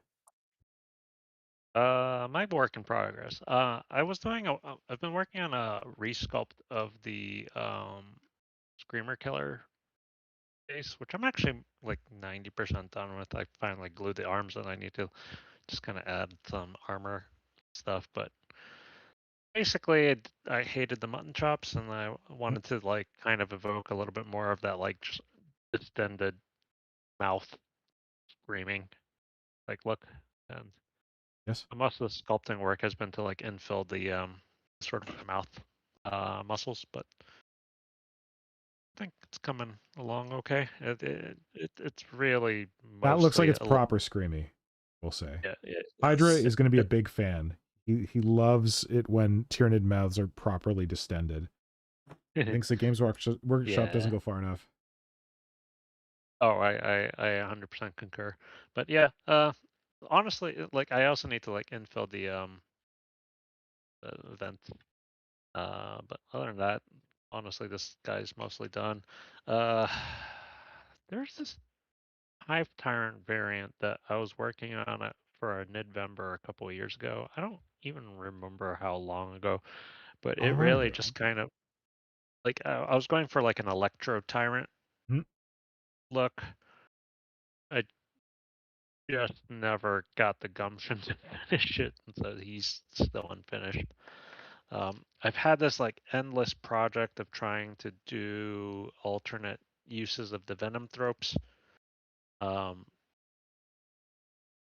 You can see I got the like the plague drone wings on this guy. I think I was using the Helamite bug like abdomens to try to make a sort of wasp tail, but I don't know. the more I tried working on it, the more I kind of like kind of fell out of love of it. So, which is probably why this guy's unfinished. I forgot that I was working on this guy, which is I didn't like how big the carapace and everything was on the arrow tyrant. Yep. So I rearranged this. I don't know how well it's coming off on the camera, but I Yeah. was trying to rearrange the that like crown to be like directly connected to the head. Mhm. And it's gonna have just sort of a let's see, sort of a smaller like back carapace attached to it. But it's another one of those things where I started off, I had some ideas, but didn't fully flesh out how every other part of it was going to work out. So that's mostly stalling out on the basis of just like, Listen, I I'm a don't big fan really of know. that design because I fully ripped it off for the Dom. Like attaching the head crest to the head. Yeah. Yeah, So I love that. and it looks dope. Yeah. It does look really I cool. just need to figure out how to finalize it. And It then also last, looks like a halo. That's yeah, what I really like about it. Yeah. after really neat little bit design. I just don't like how they implemented for the like base model. Yep. But yeah, like I know I've seen a couple of things on Insta recently where some people have done some like really creative things with it, and like yeah, it's sort of like a Tyranid Iron Halo of sorts. Yep. And this guy is what my significant other refers to as the nice space potato because it just looks like a lumpy potato-like thing. That is a great potato. I love it. Yeah, I feel like this is one of the first things that I saw by you when like this is Ironbeak was like, yeah, "Hey, you got to check out my friend Will. He does some cool Tyranid shit." And I was like, "This guy needs to get on Instagram immediately." 100% one of the earliest things that I was like working on when I like really started kind of getting into kit bashing like around pandemic. And this is my Tyrannocyte. Only pandemic? Yeah. What? Yeah, I didn't really get into like heavy like I got bored Oh of my shit like during god. pandemic. I've assumed that you've been and kit bashing for way longer than that. Holy crap, Will. yes and no. Wow. Like Okay. I didn't really get heavily into kit bashing until about 2020, to be honest. Okay. I was doing some kit bashing for my high elf army back in Mhm. the day. But like insofar as Tyranids is concerned, yeah, it's really been like mostly since like 2019. Like Wow. that, like I Okay. really kind of like went in the deep end, and again, COVID pandemic hit, and I'm just like, what else am I gonna do? I guess I'm just gonna like buy some stuff and just combine them together. Got nothing else. I got nowhere Build else to go. space bugs. Yeah. This guy has been sort of. I'm also noticing how many fingerprints I have on the clay here, which I'm just gonna sand down because that seems like a much easier strategy than, fixing anything else. Mhm. Hey, it is kind of fun to look back at some like my earlier sculpting work and going like, yeah, I could definitely do better than this now. That can also But be a trap. You don't want to like oh yeah, obsessively no, just redo old stuff. 100%.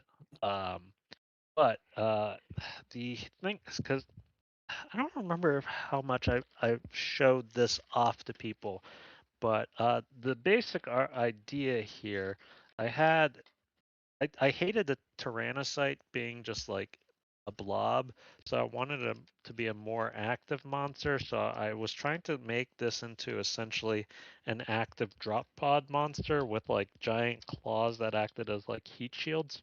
Mm-hmm.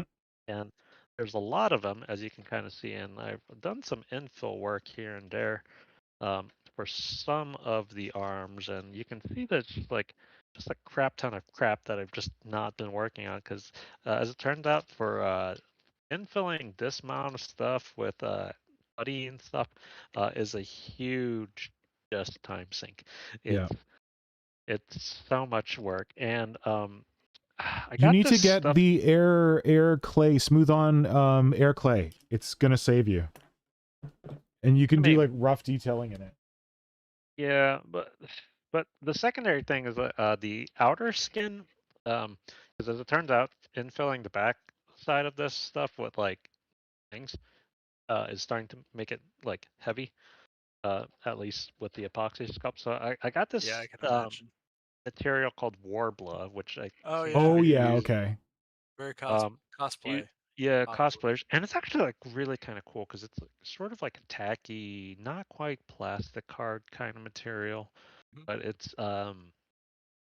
you can essentially melt it, like heat it to the point where it's like malleable. Yeah. And this was an earlier iteration of the plate shields. And I was testing out the Warbler. You can like vaguely sculpt with it, which is kind of nice while it's warm. But as it turns out, when you make the baseline out of just regular plastic card, that also melts at about the same temperature. damn. So it causes some havoc. And then like the area that I currently work at right now is just like a wooden desk and like wooden floors. And it turns out heat gun gets very hot, so I haven't been wanting to like put the heat gun anywhere near me. So this I feel like I just need to. we've all learned that a heat gun is something that sounds really great in practice, and you're going to do amazing stuff with your hobby with it. And then once you get it, it's just a nightmare. Okay, it's such a good tool to have. It works but great, but it's dangerous as hell. Such a nightmare to use. So that has been like that, and like sculpting the actual arm bits. That boy, that really just fell off. Sculpting the arms that eventually will be like the actual arms of this dude. Yeah. I I haven't been able to muster the energy or the gumption to like push through it, just because I keep looking at it, it's like that's gonna be so much work, and then like I'm gonna work on something else. That has, of all of the projects that I've had over the last several years, this is the only one of my original projects that I have yet to actually finish. That's impressive that Everything you else, finished that many, man. yeah, no, it's I'm a looking hell over of a at lot more than I can say. Me too. I'm looking over at my desk on the side here where I've got a bunch of stuff that I don't have space for in storage, and I'm pleasantly surprised with the number of things that got finished. Like I really that Bulbivore that I Yeah. finished up recently, like You that cranked one that actually. thing out. What? That's the funny thing. That one sat around since I got the Biovore kit. So That's pretty quick. whenever the hell, I don't remember 3 when years. did that Biovore kit, was it? Yeah. 2023. So like I've had that idea since that kit came out. And I think it was like after I finished my two big ran effects and Turbigon like conversion like things that I worked on. I was just Man. like, I need to finish this Bulbasaur because like I have this like little tray that I had some unfinished projects, which like some of this crap is like currently like sitting in, and Yeah. I was just like, oh, I forgot about this Bulbasaur. I gotta finish this. Like I just got like it didn't seem like it should take that long, and ultimately it didn't. But like it's just like one of those things like crap. I just need to just like power through, and I think Impressive, dude. that's sort of the mindset that I have to have with this guy here. But yeah, well, we'll see when this thing gets done. It's gonna be like a momentous occasion when it finally gets finished. Yeah, I mean, as somebody who started my Dom project in 2010, those are rookie numbers. You gotta pump those numbers up. Yeah. You gotta start a project. You got to have a in project running for a lot 2023 longer and than not that, man. start it up again until like 2038. Well, that's the funny thing. These are just the Tyranid things that I have specifically started that I have specifically not finished yet. I have an entire Eldar thing that I haven't finished, and like my JuneStealer army is just absolutely just unfinished from however many JuneStealers ago I like started it. And yeah, there's so much, and I'm just gonna consciously pretend like I don't remember that those projects. Here, I'll make you feel better. I'll make you feel better. So I'm working on the Secret Father here. I started really kicking into this hardcore in like 2021, I think. But I literally started this project in like the mid, I don't know, I bought a Gargant, and I think it was like when did the Gargant come out? The original like plastic giant. A long fucking time ago. I think I started it back Like then. 2005, maybe. Was I it think I took this before? I think I took this Carnifex Carapace and slapped it on a Gargant with like this Gargant head, and I hadn't even figured out the tentacles yet, and I think it was like before 2010. And it took me till Oh, then that made 2021 to sense. figure out what I was going to do with it, and now it's 2026, and I'm determined to try and finish this thing. I'm determined to try. Look at that. Determined to try to finish this thing during JuneStealer. Meanwhile, during that time period, Flynn has purchased all the remaining stock of those Gargants. I just looked it up. 2006. Oh, jeezy crazy. So I don't know if I bought it like then, but I think it was soon after. Like it was, I think it was before 2010. It came out with the 6th edition of Warhammer Fantasy. So a long time ago. So I've been working on this guy for a while. I didn't really know what I was doing with him back then. I was just like, I'm going to take a giant and I'm going to turn him into a giant Genestealer, and maybe it's going to be a patriarch, and I don't know. And little did you know that the parts you needed to make it hadn't even come out yet. Exactly. So that's why you delay. You should always delay your model projects, because there will always be better bits later. I mean, honestly, though, the Biovore kit has some pretty tasty bits for my Dominatrix conversion. That Good. Biovore kit is actually eating. quite fire. Is what? Wait, fire? It's fire. I agree. Yeah, I don't like the base kit, but man, does it have some like great building block bits. I mean, honestly, this the Vather has a very Triptych 28 vibe to him. Hey, he'd This happily kind of- play in your sandbox, baby. Yeah, it's very like it captures that like weird intermediary, not quite right Tyranid vibe. My Like, hope for him it's is just got that. too many vaguely human features to it, Mhm. but in a good way. Like Yes, it's very clear that it's like it like looks kind of like a person that has been steadily turned into something more Tyranid. Well, the goal is for him to be Reminds- like the world's oldest patriarch. Like he's just Oh, been okay. around for eons or something. I don't know. It kind of reminds me a bit of the newborn from Resurrection as well. Yeah, just because of the weird proportions. Especially with the pot. Yeah, the pot belly too. Man, this pot belly, like that was one of the most recent things I added, and like I'm like, should I do a belly button? And then I did the belly button. I'm like, I'm so glad I did the belly button. Oh yeah, it's very creepy. I mean, this screams like, honestly, fittingly, screams Blanche. Oh no, again- I've come full circle. Blanche. Which again, back to my comment about like just paunches and just Baddies. like a gut baddies in like the fantasy setting. Just I don't. There's something just like intrinsically kind of weird and creepy about it on a model, just because like it's not very common, right? Yeah. So it's just like yeah. Also, I'm realizing that I have no idea if I like bent the like underlying arm structure for this thing. I'm trying to like I haven't seen the arms like in position on this guy for ages, and it doesn't feel like they're fitting right. I'm just like, what the hell did I Make do? new ones. You've Like, got how better did- bits What now. is the plan for basing that thing? Dude, oh, that's a good one. It's not gonna fit on the like the base. Like I just That's need. fine. It's gonna have the tacticalist of tactical rocks, just like Yes, I love it. exploding in every direction. I love You're it. gonna need a thick rod for that. Well, Do I need to get my here's the thing. Slaneshi content sign? Here's the thing. The underlying support structure for this is a single wire that's made out of a coat hanger. I don't think that's going to work Okay. for you. That's pretty sturdy. I think you need to buy So this spoke. is gonna be about the same level. Like this is like it's. Oh? Yeah, it and a definitely half does inch. look sturdy. Like it actually was kind of painful to bend it into shape. Like I needed to get like my heavy pliers out for this. I think like in terms of support, it's gonna be fine. Like I had to glue it down and then like essentially cement it in place with epoxy sculpt. Mm-hmm. But geez, yeah, I don't know. It's gonna have.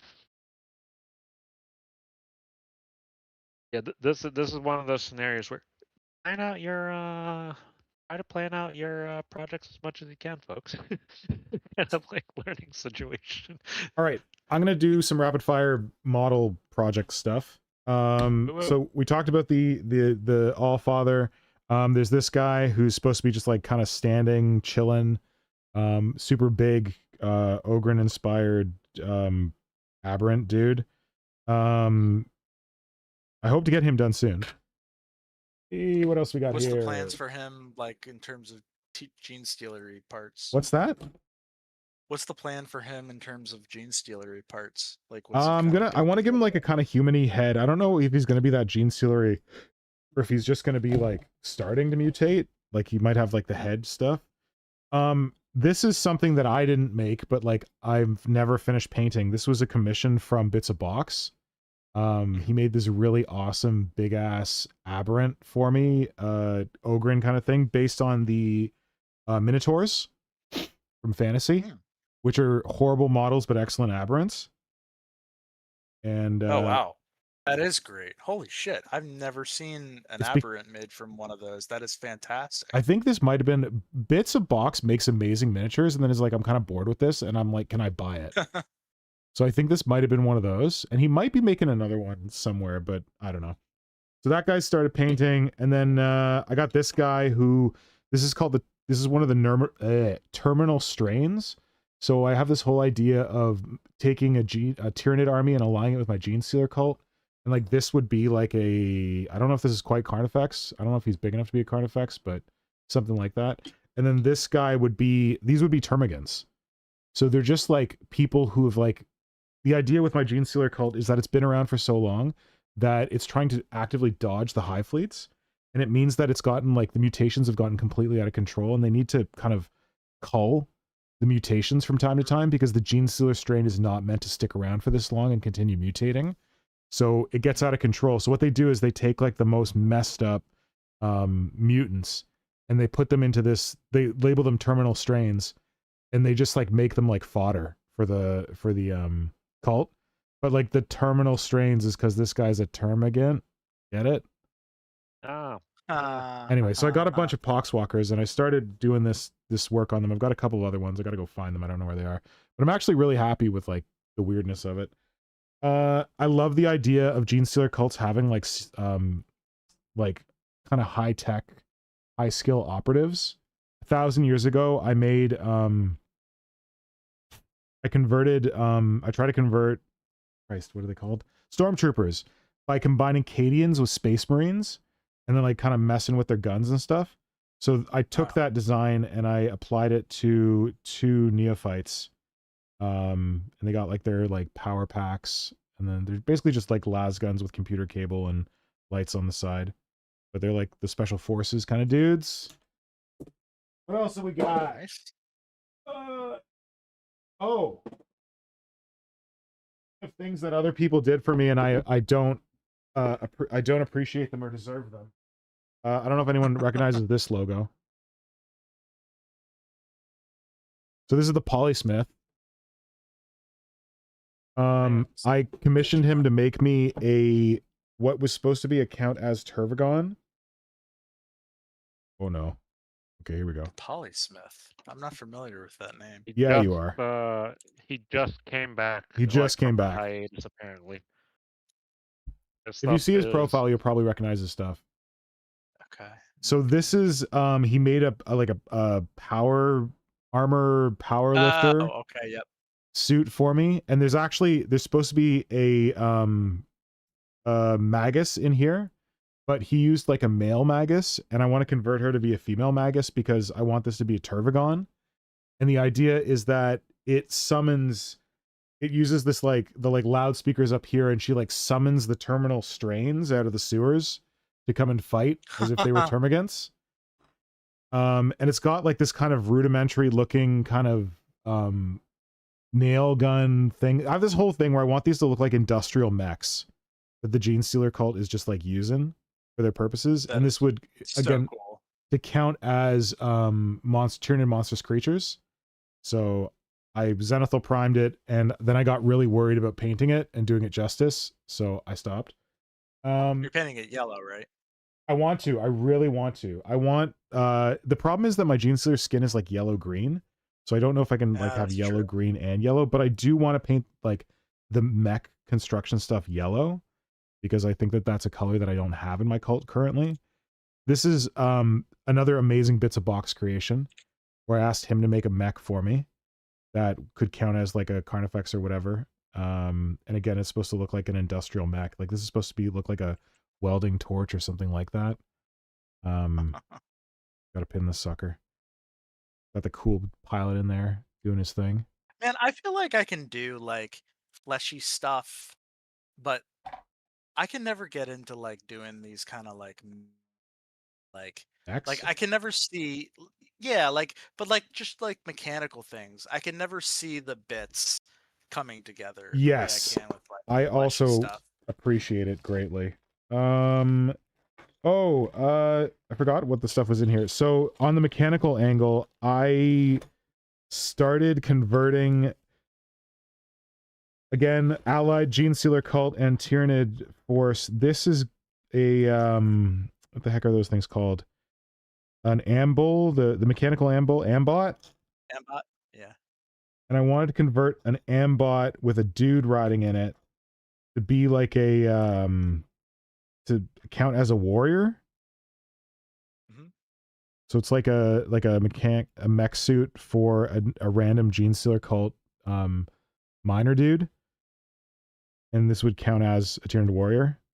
And it would have like, I don't know, like this kind of like harpoon gun thing, and basically it'd be like an armor, a mining armor that they use for like going down in the mines and doing some shit. But they're pressing it into service as a weapon system of some kind. Very Anyway, cool. that's Especially barely because the harpoon started. gun's kind of like flesh hooks. What's that? Because the harpoon gun could kind of almost be counted as flesh hooks. Yeah. The problem is I only got one harpoon gun because that bit is like really rare. But whatever. If you need more, I probably will not do anything with them because I think I have a couple. You have harpoon guns? I believe so. Cool. All right. Yeah, because like my Genestealer cult, I couldn't decide between Twisted Helix and Bladed. Is it called Bladed Cog? Bladed Cog. Yeah. Yeah. So I basically smashed the two together. Why don't we have mutants running around with cyborgs? That'll be fun. Bladed Helix. Bladed Helix. Yes, that was my crazy idea for it. Oh, this, you guys probably saw this. This was when I took one of the this could also be a Tyranid warrior. I took one of the Spire suits from the most recent Necromunda box. I don't know if it's the most recent one. And put like an aberrant in it to be really beefed up. Really happy with him. I don't think I did see this. Oh no, that's cool. I haven't seen it. That looks kind of like a Rockville, sort of like. It does look like a Roxville conversion. This is combining. Wait, no, that's mostly. Oh, I started combining different the Genestealers with the Malstrains. So this one on the right is a bunch of Malstrain arms on a Genestealer body and Genestealer legs with a Malstrain head, which I really like. I think it looks cool. And this is some mostly Genestealer arms on a Malstrain body with a Genestealer head. I remember that stream. I think that these are cool. We messed around with This is a straight up Malstrain, which I don't love as much, but yeah. I still need to get the Malstrain kit and play around with it. Oh, I feel like it's got a lot of bits I could use for my stuff. Scum? More scum. Is there anything cool in here? No, I think that's all the cool shit in there. And I think this is the last. Well, is there anything cool in here? No, these are like the guys who are going to ride around in my truck. And I converted them to look like JuneStealers. Who cares? Not that exciting. This is when Shane... Okay, here we go. We got some cool shit in here. So here's another one of those... Oh, here we go. We got a couple of them. Here's two of the terminal strains that I converted up to be like... You just doxed yourself, Nick. What? Oh, shit. You just doxed yourself. Oh, fuck. Ignore it. Apparently I also doxed Adam. Oh no. You can go back and back and I think edit, like delete that part of the clip. God, I hope so. So we got that's the terminal strain dude there, painted, and then these are his buddies. So they have flesh borers because, like, I guess it doesn't make sense for Genestealer mutants to have flesh borers, but it's because they're supposed to be termagants, basically. But I took I think this is an upside down termagant head with like a freaky bit sculpted on top. I think that's another upside down termagant head. Mostly poxwalkers because they're cool in terms of freaky mutants. So there's those guys. And then what else we got? Yeah, I got some. Oh my god, this box is full of stuff. Oh, I forgot about that guy. Where's his legs? Well, you're gonna like this guy. Ooh. I can find his. Oh, we got another poxwalker. I just looked it up. You can edit it.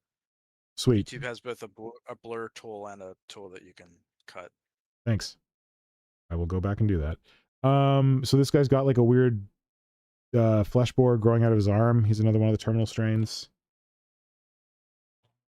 Poor guy. These are not in as bad shape. Oh my god, what the hell is this guy? God made that guy. What the heck? Oh Jesus. Oh, I really like that guy's head. Which?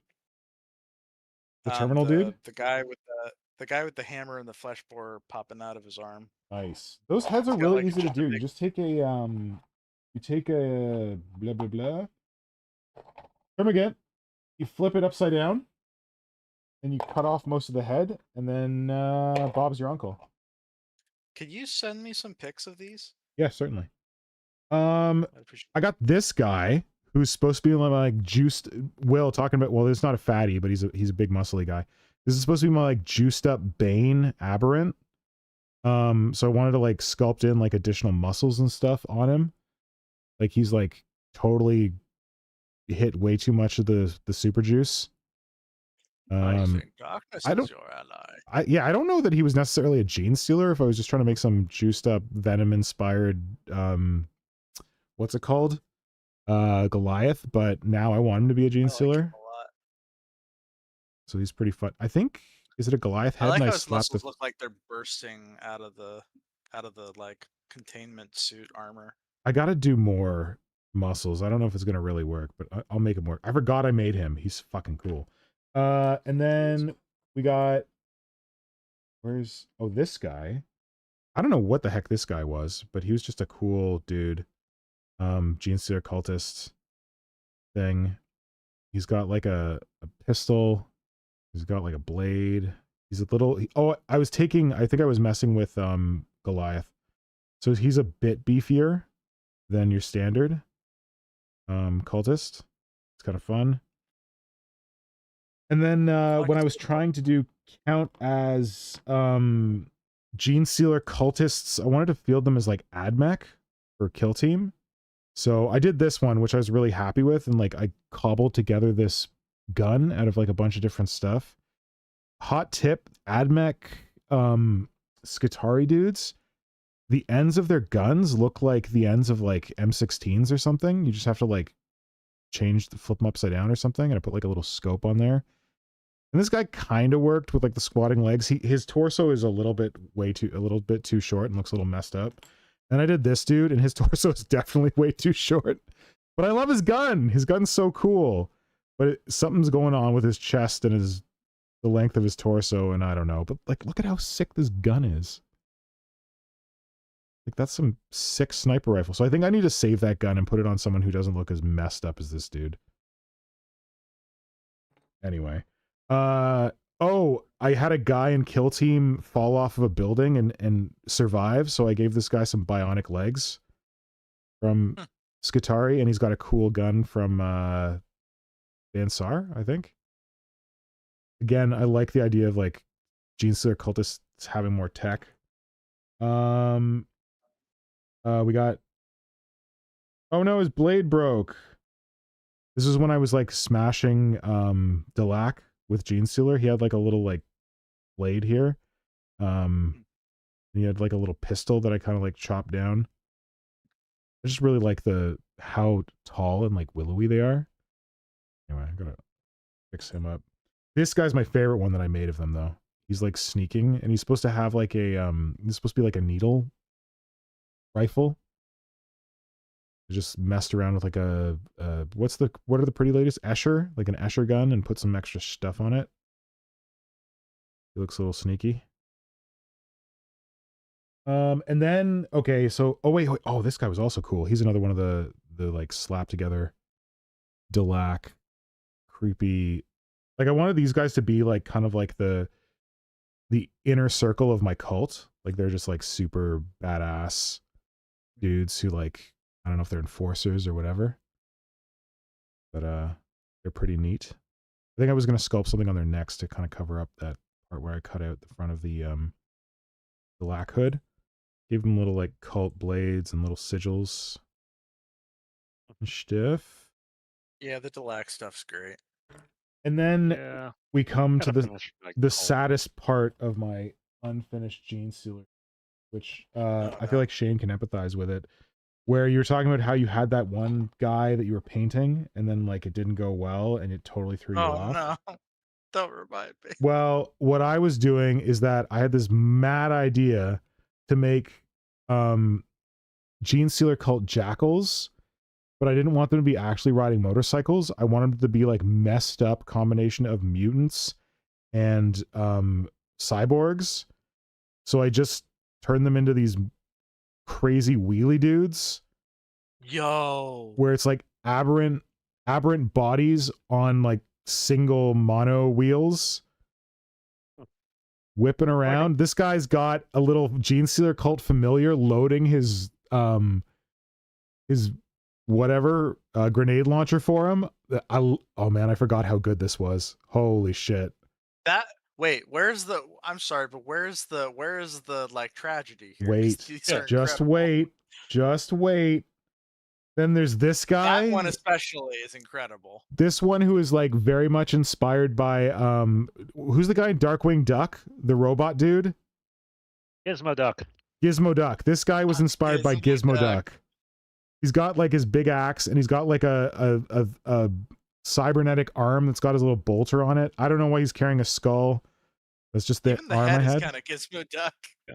Leather and blizzard stacks. What's that? Leather and blizzard stacks or whatever oh, the man, hell. I forgot what he said. So this guy, he's pretty epic too. And look, we got 1, we got 2, we got 3 jackals. How many jackals do you need for a squad? I think it's 4. It's a jackal. It's a jackal. But what happened is I had these suckers on my desk and they fell off my desk and they fell onto the ground and I stepped on one of them. Oh, no. And it was the best one. It was 100% the coolest one out of all of them. And I smashed it to shit. And I'm sure I can fix it, but it just killed me and made me so sad. Damage. What? Emotional damage. Yes. Emotional damage. So like he had like a shotgun out here. This was my first one that I did, and I was like, okay, this concept works. He had like a shotgun. He was like wheeling over here, and he had his like cool like head with some goggles on it. Or did you not post them? I posted them 1,000 years ago. 1,000 years ago. I don't remember seeing these. These are great. Like whenever the jackals came out was when I did these. I think I started working on one that was like gonna be the wolf quad, but I can't remember what I was gonna do with the wolf quad. And then like, oh god, it makes me so sad. This is like, is this here or something? I feel like this is like a He was, lot oh, he was on like a of wicked angle. He was like going like wheeling out like this, like he was gonna like shotgun people. Sorry, what's that, Will? I feel like I'm having these like flashbacks to the GeneStealer cult thing that I was working on. Not to the same extent that you went with some of these things, but just the mashup of Necromunda and GeneStealer cult, just like a lot Oh of man. sort of Dude, overlays. all of the Necromunda guys need to be GeneStealer cultists. Okay, Oh so maybe man, this I isn't mean, that bad to fix and I should just do it. Oh yeah, just plastic glue that shit. You don't even need a No, pen. no. Ew, no. It's already failed me once. I will not be putting plastic glue on it. I will be putting super glue and pins. Oh, those tiny connections look like a nightmare to pin, but I mean, No, they'll work way I better with would a pin. I would replace the top parts of the struts with just like some brass rod instead. That's a good idea. So, although, yeah, I will politely disagree and say that the one with the familiar loading the shotgun or the grenade launcher is by far the best one. that's low key my favorite one. Yeah, I think you're right. Where's my other thing of glue? Hold on, let me go pull the gimp out of his you know what you did corner. Took me a second to realize what you're talking about. I guess the good thing, Will, is that those upper struts, I never pinned them before, so I can fully replace them with brass. Yep.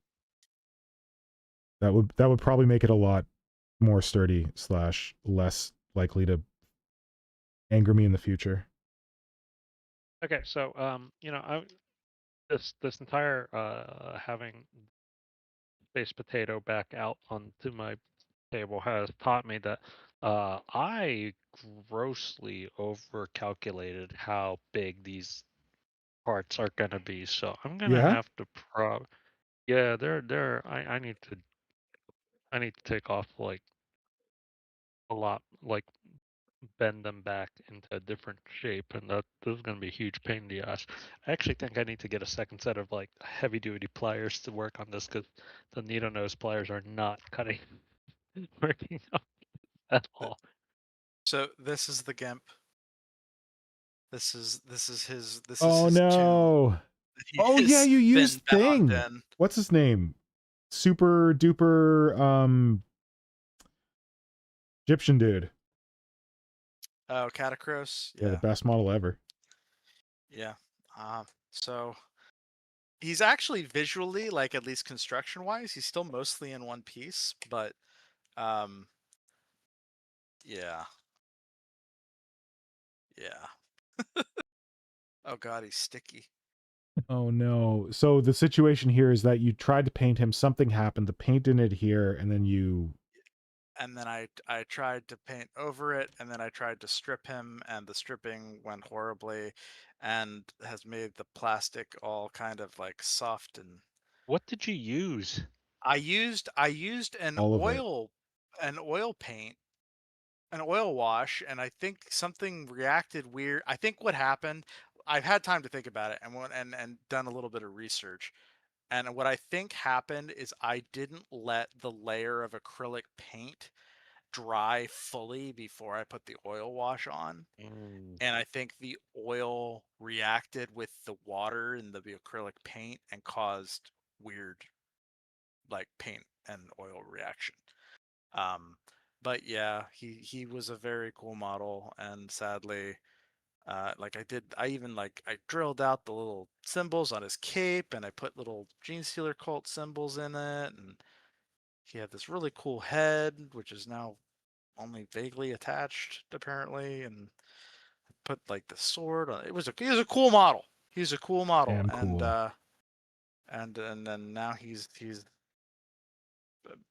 I keep him as a reminder. Did you like coat him in And anything?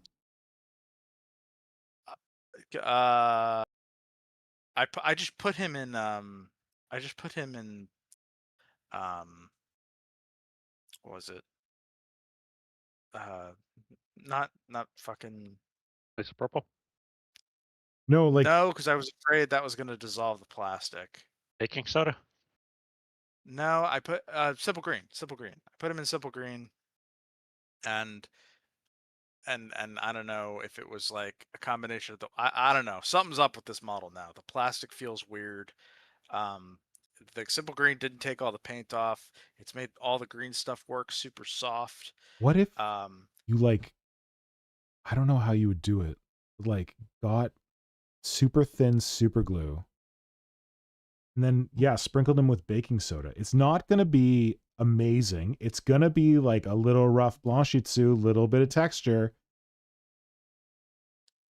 Maybe yeah, maybe just the areas where it's fucked up, like maybe the other areas are okay. I don't know. I mean, most of it's fucked up. Like I'm touching the model now, and like there are various areas where it's like the plastic is like tacky, and it's Ew. not paint. It's like the plastic is that like feels like I don't Got know, denatured almost like of some sort. rubberized. It's weird. What about if you The- tried to prime it with Rust-Oleum? I could try. I don't know. I'm kind of at a point where like I did save his base. His base was not messed up, and I was pretty happy with the base. Oh man, but he's so Um, sick. I know, but like the good news is like with the sole exception of the Space Hulk Genestealer legs, all of this is still like replaceable. It's like rebuyable, and like he wasn't a super complex conversion I didn't think about it that way. overall. Yeah. Like I could just remake him. I actually have We can remake him. We have the technology. We can make him stronger, Exactly. faster. I actually have a couple more. I'm privileged enough to have a couple more Space Hulk JuneStealer, Space Hulk Broodlords, so I can just do this again and just make him better, faster, stronger, and because I was really proud of this design because I don't As you mean to should toot be. my own horn, but I was one of the first people that really used this model for not Catacrosis stuff. Yeah. When I came up with this conversion, and it's just really sad that like it got fucked up at the finish line, especially because it was like a rare situation where I was like really motivated to paint. Yeah. And I feel like if this had gone well, maybe it could have motivated me to do like more painting in the future. Oh, crap. But like, unfortunately, it just fucking ruined it. I think you need to If you look recreate him here, because he's so fucking cool. Yeah. I want you to recreate him. Yeah, I just wish the fucking Catacross kit wasn't so goddamn expensive. It's like fucking $140 or something. What? Wait. Oh no, Which he's kit? probably not available on the Bits order sites, is he? Nah, not really. Although I did get lucky and I found one of the little back pieces. Otherwise known as the back best bits. bit you could ever find. Oh. Yeah. Oh, I got you really lucky lucky and I dog. found one of those. Only one, but I found one. I want to use it for a weird Tyranid head. I want to put it as like a weird head. Such a good. It's such a good bit. Yeah. So that's probably my saddest model conversion because I was really proud of that model, and it just it's my fault. It really is. It's just I'm like 99% sure the issue was that I used an oil wash before I let the acrylic paint underneath dry completely. Like I think it was touch dry, but I think what happened is aren't you supposed to like seal it? No, you don't have to seal it, but you do have to make sure the paint is fully dry. Okay. So like what I think happened was I painted it. The acrylic layer was dry to the touch, so I was like, okay, let's put the oil wash on. I put the oil wash on, and I think at that stage I was fine because you've got a dry layer of paint before the oil layer. Mm-hmm. But then when I went to remove it, I think the motion of me removing it might have rubbed some of the not fully bone dry acrylic paint off, exposed the water to the oil, and caused a weird reaction. And I think and then I think it like happened on various parts of the model, and no matter what I did, whether I was just being impatient and not letting it fully dry, or I think I basically tried to fix it while it was happening and made it worse. Yeah. And then I was just like, fuck it, I'll strip it. And then the stripping was the nail in the coffin. for those watching the stream, most stripping methods and green stuff are not good bedfellows. Like if you have a model with a lot of green stuff on it, stripping it, it's gonna generally cause issues with I thought the simple green was pretty stuff. good because I tried to strip It makes something. it depends on how long you leave it in the simple green, but like it kind of softens the green stuff. Yeah. Now now I don't know, because this was at the stage where I was still mostly using pure green stuff. I had not fully been converted to the cult Oh, of the green interesting. stuff epoxy sculpt Yeah. coven yet. So maybe the epoxy sculpt green stuff mix won't be as reactive with simple green or other stripping stuff, but I just know pure simple green gets really like rubbery, and it never really returns to its full like consistency. Yep. Which is sad. But yeah, I also dropped a defiler down a flight of stairs one time Oh God. when I was like 11. I was so excited. I was like going downstairs to show my dad because I had just Wait, it was finished building it. It was plastic, like right? Did they ever make that metal? Yeah, I it don't was, know. no, it was the plastic defiler, and I was like so excited because it was like the first big vehicle I'd ever built.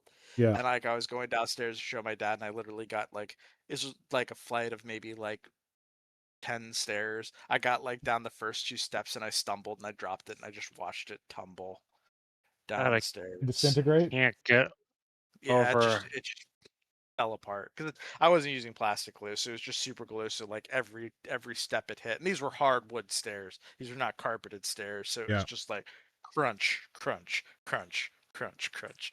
Sorry, Will, what were you Keep saying? forgetting. My dad called up and he was like, "What was that?" You're Why like, you, never the mind. innocent. I was so upset. I think I might have cried. I was, because I was only like 10 or 11. Like I was so fucking upset. Will, what were you saying? No, I'm just looking at a picture of the OG Defiler kit, and I keep forgetting how shit that kit was. I like the It old was Defiler. cool. It's so boxy. I love how boxy it is. I honestly wish the new Defiler was more boxy. It's pretty chonky though, the new one. It is chunky. I would honestly love to combine the 2 kits. Yeah. I think that is a conversion I would like to see somebody do. There was some hobbyist that did a really, really cool conversion where he took the old metal Chaos Dreadnought and he combined it with a Contemptor Dreadnought. He Oh. Frankensteined the box torso onto the front of the Contemptor Dreadnought, and then like added like some other bits from the old Contemptor, like I think the main chunky part of the arms, and it looked really, really cool. Cool. But it's getting to be that time, Jones. Yeah, it's late. Man, we've streamed very late. Thanks, dudes. This was fun. I've got like We were surprisingly on topic for most of the night. It was amazing. Look at us. Well, you guys suggest topics and this is what happens. So thank you for suggesting topics. Oh. Yeah. Oh, the last thing I will say, because I forgot to mention in the John Blanche section, I wonder if Games Workshop is going to post about it. Listen. Brian Ansell was unforgivable. If they don't post about John Blanche, they need to like just take a hike. Like, have you seen like everything they've posted? They today? are soulless. It's just people responding like, "Why haven't you posted about John Blanche?" Oh, really? Oh, I did not know that. Yeah.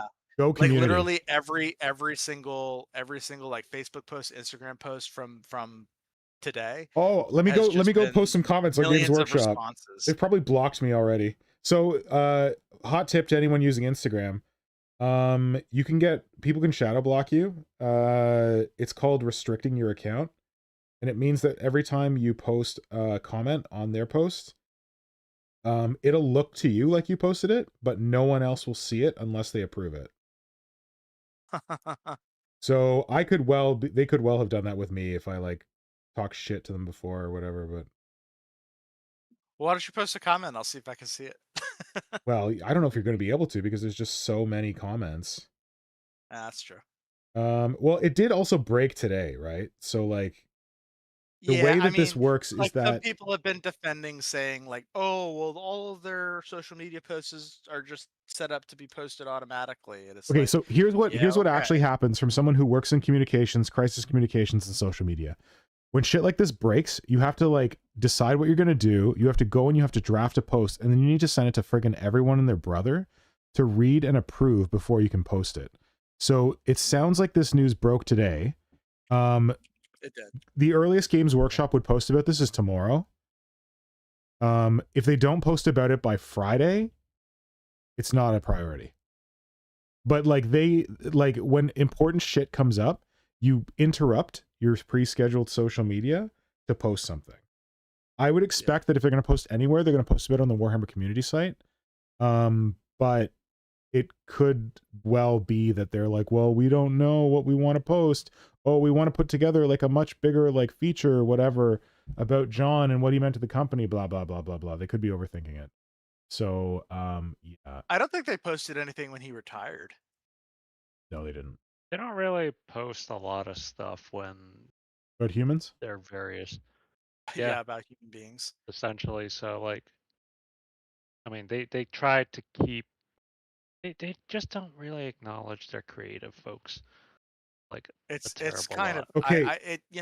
So yeah. I click on their most recent post, and with the weird Instagram algorithm AI thing has this thing at the top that says search John Blanche Warhammer Art Legacy. So I think Instagram is reading everyone's comments and being like, oh, there's a lot of comments about John Blanche on this. Do you want to search about John Blanche? I have a feeling the community's passionate enough about this that I don't think they're going to stop asking about it until they say something. I'm going to comment. like, I'm going to Brian say, Ansel- say his name. Because like Brian Ansel, like, yes, he's the father of Warhammer. He used to own Games Workshop. Like he literally is one of the most foundational figures to the game. But he was also a much more common name in the 80s and 90s. Nowadays, like most newer hobbyists don't know his name because he really got out of the Warhammer. He helped found it, but he wasn't really involved in it after like the golden era of like Rogue Trader, 2nd edition, 3rd edition, and especially like Warhammer Fantasy. But John Blanche has been a figurehead in every era of Warhammer since the beginning. Everybody knows his name, and everybody knows his work. Like his like you watch that fucking cinematic they just posted, and like his art style is plastered all over it. Which is why Listen, there's that one clip that is that one piece of Jess Goodwin Eldar art. Yeah, that's true. They literally lifted and like AI animated 3D.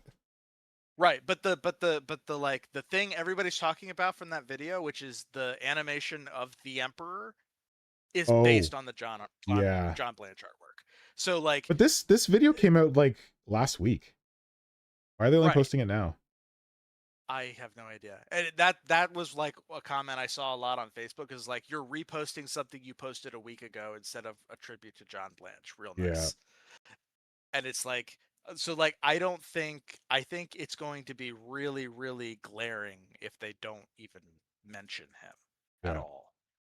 Like, or like even, and like, you know, knowing Games Workshop and the corpo monsters that they are, I would be surprised if they didn't try and like monetize this and they're not getting in contact with John's wife about, hey, we want to release a commemorative art book of John Blanche's work, you know, to celebrate his life and his legacy. Yeah, and all that, that's a good point. So I anticipate it's going to be something like that. That's what I'm betting happens, which like, great, but like way to try and turn a profit off of somebody's death. But well, we'll see. Hopefully they don't. It's not as if we didn't all know they were corpo monsters anyways. So, you know, we knew what we were getting into. But anyways, that's the last thing I wanted to say, because I realized I did forget to mention that.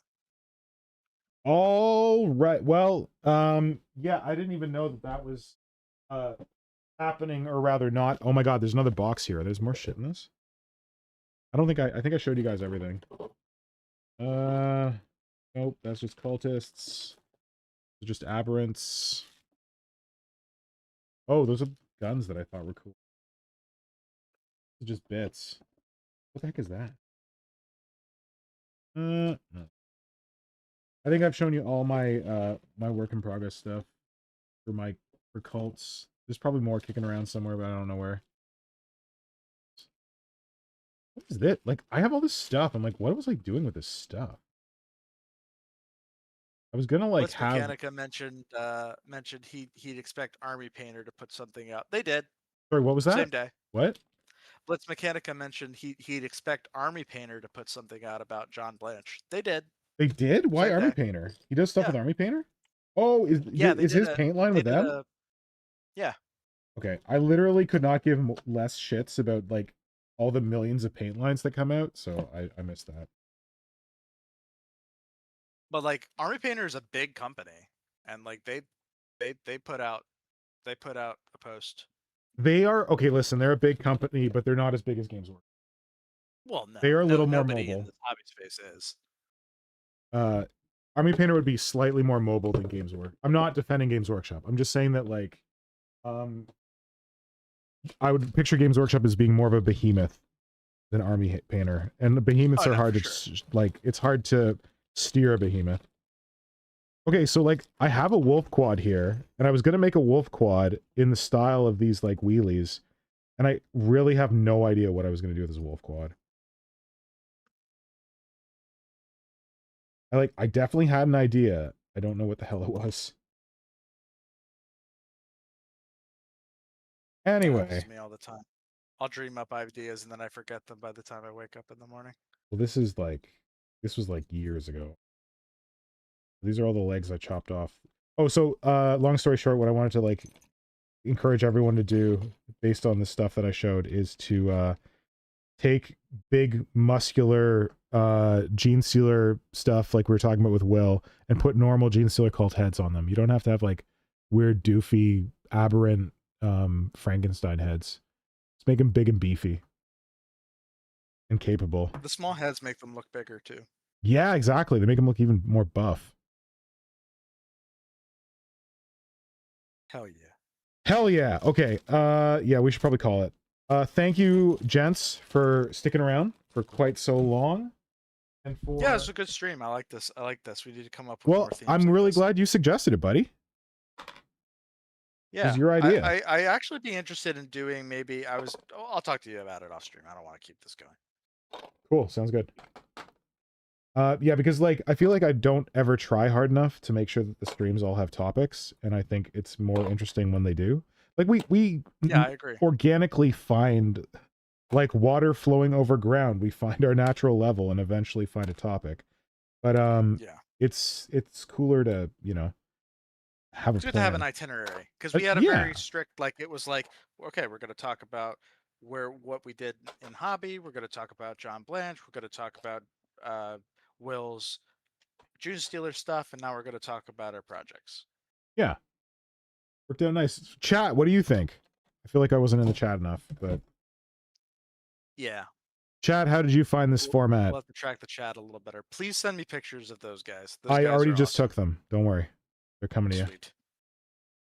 And oh, where's the dude I'm gonna make into my next? Oh, I'm gonna make this guy into a terminal strain. He's a he's a big fatty. Oh wait, why is it so bad? Nice.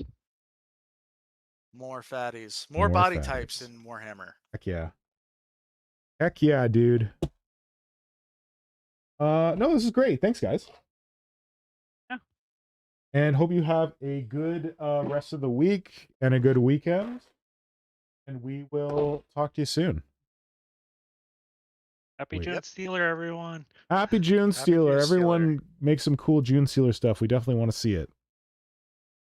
And thank you to everyone in the chat. JuneStealer, everyone. Oh my god, I didn't even look at the... I was so distracted, I didn't even look at the chat.